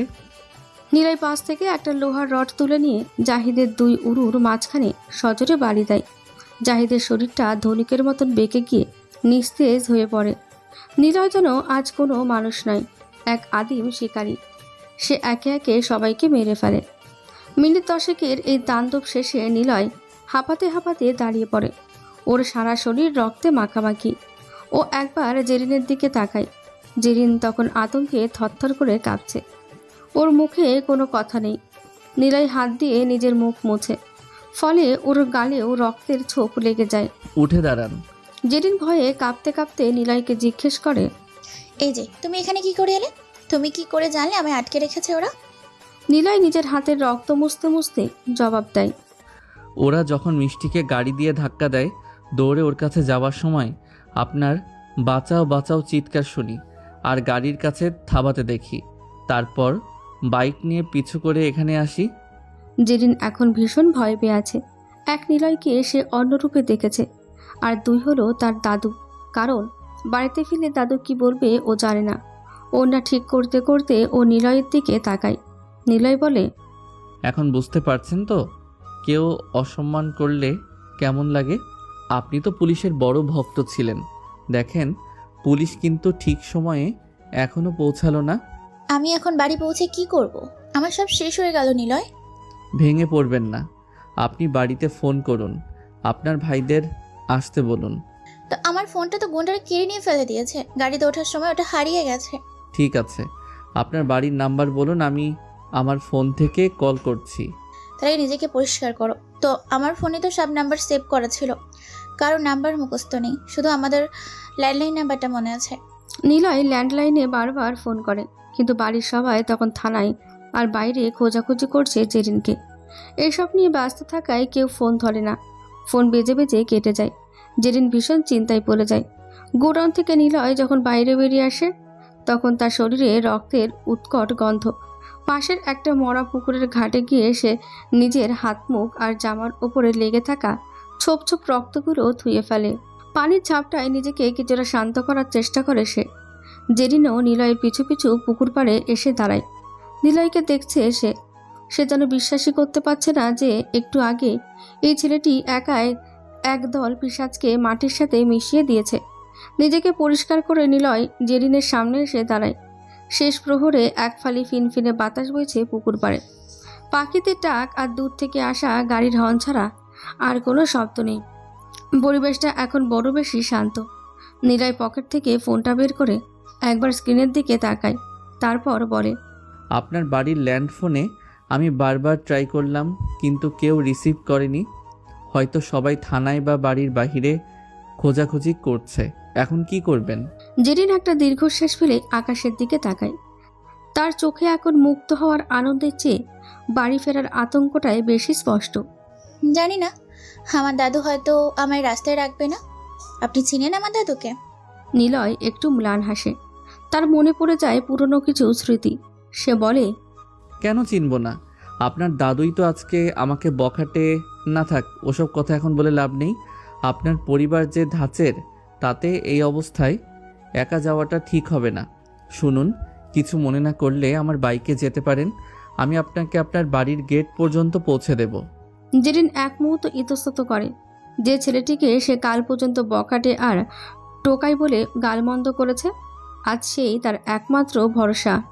ঠিক আছে, চলুন। নিলয় বাইকটা স্টার্ট দেয়। ইঞ্জিনের শব্দে নিস্তব্ধ প্রকৃতি যেন জেগে ওঠে। জেরিন বাইকের পেছনে গিয়ে বসে। সে শক্ত করে নিলয় একটা কাঁধ ধরে থাকে। বাইকটা বনের পথ পেরিয়ে হাইওয়েতে ওঠে। রাস্তা দিয়ে যাওয়ার সময় জেরিন ভাবছে তার পরিবারের কথা। তার দাদু ইদ্রিস খান যতটা প্রভাবশালী, ততটাই নিষ্ঠুর আর বংশ মর্যাদা নিয়ে। একজন অপরিচিত ছেলের বাইকে করে ভোরে বাড়ি ফেরাটা দাদু কিভাবে নেবে? নিলয় কিন্তু একবারও পেছনে ফিরে তাকাচ্ছে না। তার লক্ষ্য শুধু মেয়েটাকে নিরাপদে বাড়িতে পৌঁছানোর। কিছু সময় পর ওরা বাড়িতে আসে। আরশাদ আর ইদ্রিস বারান্দায় দাঁড়িয়ে আছে। তাদের ঘরের মেয়ে জেরিনকে তুলে নিয়ে গেছিল কারা, অথচ ফিরছে একটা ছেলের সাথে। নিলয় জেরিনকে নামিয়ে দিয়ে দাঁড়িয়ে থাকে যতক্ষণ না জেরিন বাড়ির ভিতরে প্রবেশ করে। জেরিন ঢুকতে নিলয় চলে আসে সেখান থেকে। জেরিনকে বাড়ির গেটে নামিয়ে দিয়ে নিলয় এক মুহূর্ত দাঁড়ায় না।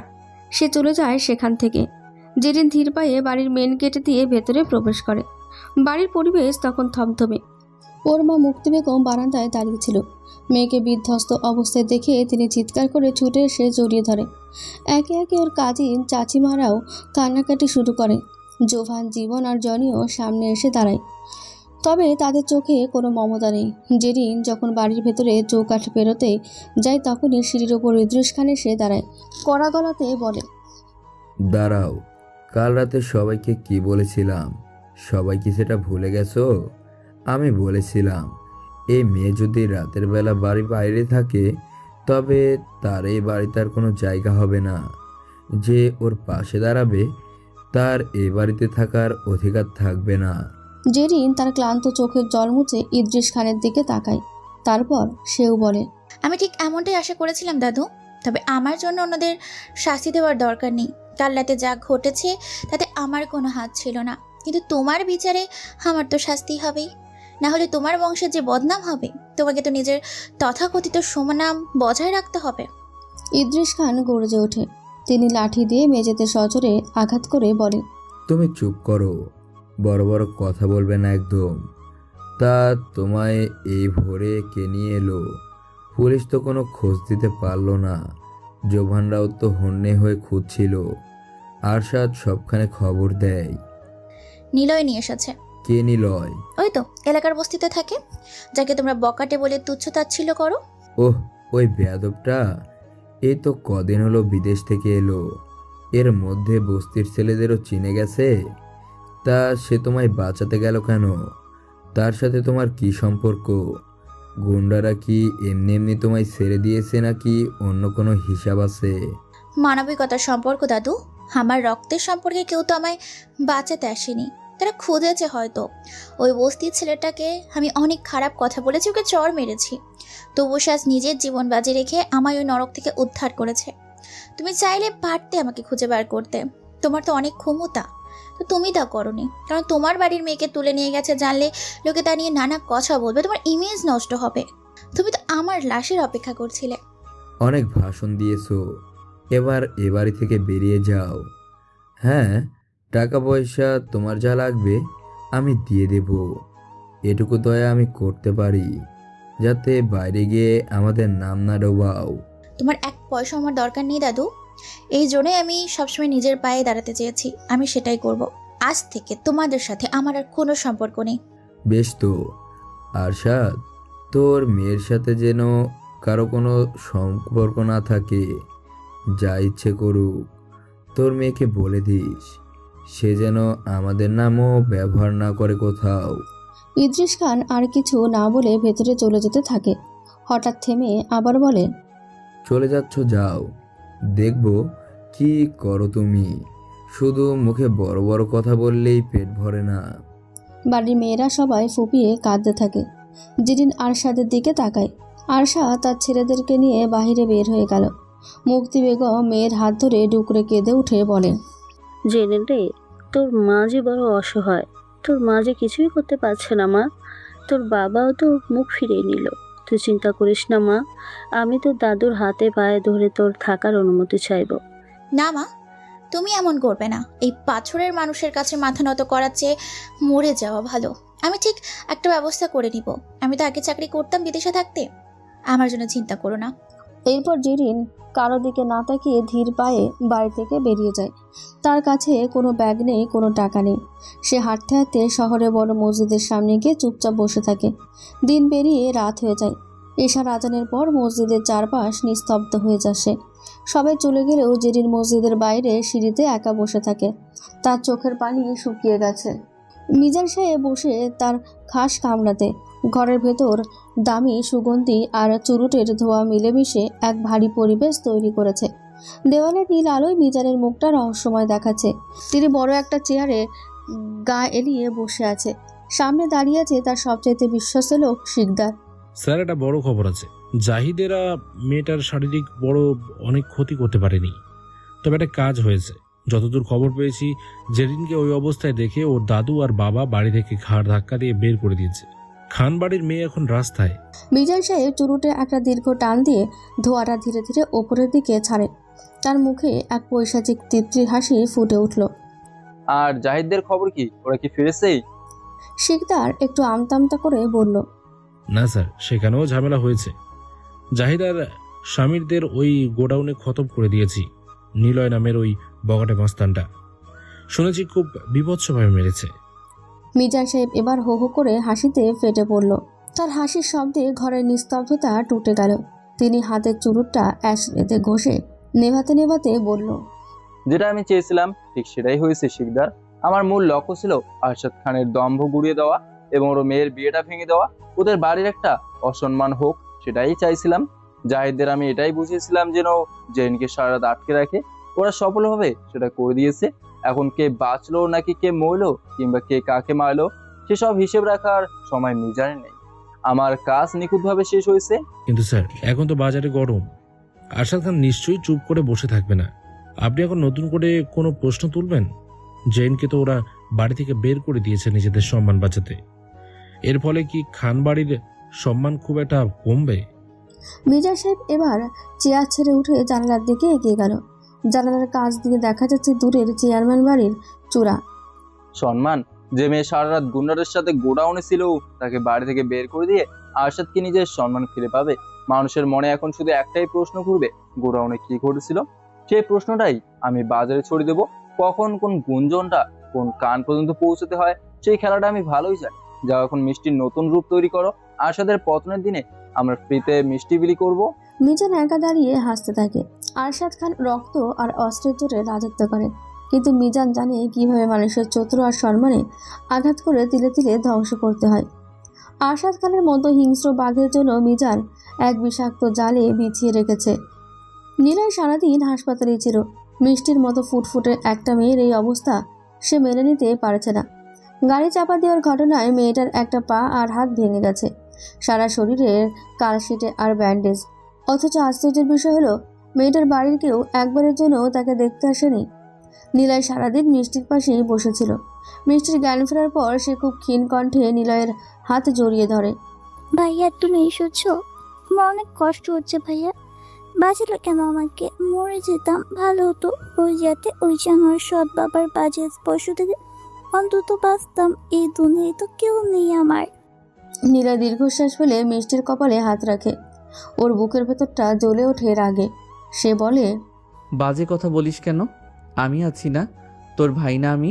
তোর বাবাকে তো মেরেই ফেলতাম। সেদিন তোর মা যদি আমার পা জড়িয়ে ধরে কান্নাকাটি না করতো, চিন্তা করিস না, আমি তো আছি, আমার সব ছেলেরা তোর পাশে থাকবে। এখন আমি যাই রে, সাবধানে থাকিস। তুমি অনেক ভালো ভাইয়া। নিলয় আর কিছু বলে না। হাসপাতাল থেকে বেরিয়ে সে নিজের বাইকটা স্টার্ট দেয়। নিলয়ের আরশাদ চেয়ারম্যানের মেয়ের কথা তার বারবার মনে পড়ছে। বাইক নিয়ে সে যখন বড় মসজিদের সামনে রাস্তা দিয়ে ফিরছিল, তখন হঠাৎ তার নজর যায় মসজিদের গেটের সিঁড়ির দিকে। আবছা অন্ধকারে কেউ একজন সেখানে কুঁকড়ে বসে আছে। নিলয় বাইক থামিয়ে হেডলাইটের আলো ফেলতেই থমকে যায়। দেখে এটা তো জেরিন। নিলয় বাইক থেকে নেমে ধীর পায়ে এগিয়ে যায়। জেরিনের চেহারাটা বিবর্ণ হয়ে গেছে। আভিজাত্যের সবটুকু আভা যেন এক নিমেষেই ধুলোয় মিশে গেছে। এ কি, আপনি এখানে কেন? এত রাতে এই মসজিদের সিঁড়িতে বসে কি করছেন? খয়রাতি করছেন নাকি? কিন্তু রাতে তো বাজে লোক ছাড়া কেউ এদিকে থাকে না। জেরিন মুখ তুলে তাকায়।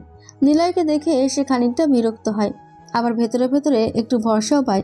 কিন্তু তাকে খয়রাতি বলল কেন? ওই, তোমার মনে হয় আমি এখানে খয়রাতি করছি? আজব ছেলে, তুমি এখান থেকে যাও তো, আমার জীবন নিয়ে আমাকে থাকতে দাও। শুনুন ম্যাডাম, ঝাড়ি কম মারেন। এলাকাটা আপনার চেনা নেই। এই এলাকায় রাতের বেলা অনেক নেশাখোর আর মাতালদের আড্ডা হয়। অনেক খারাপ কাজ হয় এখানে। নেহাত মসজিদের সামনে বসে আছেন বলে এখনও সেভাবে কিছু দেখেননি। তবে খারাপ যারা হয় তারা মসজিদ মন্দির মানে না। তো তাহলে কি করব আমি? কোথায় যাব? আমার দাদা আমাকে বাড়ি থেকে বের করে দিয়েছে। নিলয় অবাক হয়। খান চেয়ারম্যানের বাড়ির দাপট তাহলে তার নিজের মেয়ের বেলায়ও এমন নিষ্ঠুর? বাহ, তা আপনার চেয়ারম্যান বাবা কিছু বলল না?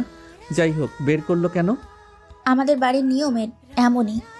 আমাকে গুন্ডারা তুলে নিয়ে গিয়েছিল, তারপর আমি ভোরের আগে ফিরতে পারিনি। পরপুরুষের সাথে রাত কাটিয়েছি, এটাই আমার অপরাধ।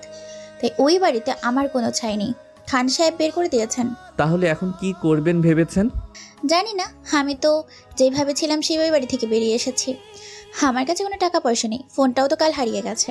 আমি বিদেশে ফিরে যেতে চাই, তো আমার সব ডকুমেন্ট, পাসবুক, ডেবিট কার্ড তো ওই বাড়িতে। ওগুলো আনতে পারলে আমার কোনো সমস্যা হতো না, কিন্তু এখন তো আমার মাথার ওপর ছাদটাও নেই। নিলয় চারিদিকে তাকায়। ইতিমধ্যেই মসজিদের অদূরে কিছু মদ্যপ আর মাতালদের আড্ডা শুরু হয়ে গেছে। তারা কুৎসিতভাবে জেরিনের দিকে তাকাচ্ছে। নিলয় বুঝতে পারে এখানে থাকলে বিপদ অনিবার্য। তা এখন কি করবেন? এখানে কোথাও কি থাকার জায়গা হবে? কোনো হোটেল বা অন্য কিছু? চেয়ারম্যানের মেয়ে আপনি, বড়লোকের আদরের দুলালি। এই বস্তিতে কি থাকতে পারবেন? তবে এখানে থাকার জায়গা ভাড়া দেয় না কেউ। উপায় না থাকলে কি করব? কিন্তু আপনাকে এখানে কেই বা থাকতে দেবে? অবিবাহিত মেয়ে একা একা ঘুরছেন, লোকেরা নানা কথা তুলবে। তার উপর এই শহরের মোড়ে মোড়ে আপনার দাদুর লোক। তাহলে আমি কি করব? আমি কি মেরেই ফেলবে সবাই? নিলয় কিছুক্ষণ চুপ করে থাকে, তারপর পকেট থেকে সিগারেট বের করতে গিয়েও থেমে যায়। সে একটা উপায় বের করার চেষ্টা করে। একটা উপায় আছে। কি উপায়? আপনাকে আমায় বিয়ে করতে হবে, মানে আমার স্ত্রীর পরিচয় থাকতে হবে। হোয়াট? How dare you? তুমি একজন বস্তির ছেলে, একজন মাস্তান বকাট হয়ে আমাকে এই কথা বলার সাহস পাও কোত্থেকে? দূর সেমরি, পুরো কথা না শুনে খালি পুঁটি মাছের মতো লাফায়। আরে শুনুন আগে, সত্যি বিয়ে নয়, একদম নকল, শুধু লোক দেখানো পরিচয়। মানে? আমাদের সমাজে একা মেয়ের জায়গা নেই। আপনি যদি আমার স্ত্রী পরিচয়ে আমার বাড়িতে থাকেন, কেউ আপনার দিকে আঙুল তোলার সাহস পাবে না, কারণ আপনাকে সবাই জানে বড়লোক ঘরের মেয়ে। আমার বাড়িতে যদি এমনই থাকেন, সমস্যা আপনার হবে। তাই মিথ্যা গল্প বানাতে হবে। তার মানে আমি অবিবাহিত হয়ে আপনার সাথে থাকবো? এটা কিভাবে সম্ভব? এই যে শুনুন, আমার আর কোনো উপায় জানা নেই। পছন্দ না হলে আপনি আপনার পথ দেখুন। এত ক্যাচাল আমার ভালো লাগে না। আমি গেলাম তাহলে।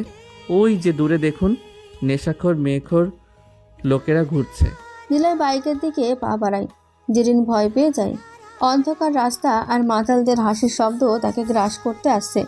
সে ওদের দিকে তাকিয়ে ভয়ে বলে, ঠিক আছে, আর যখন কোনো উপায় নেই তখন এটাই সই।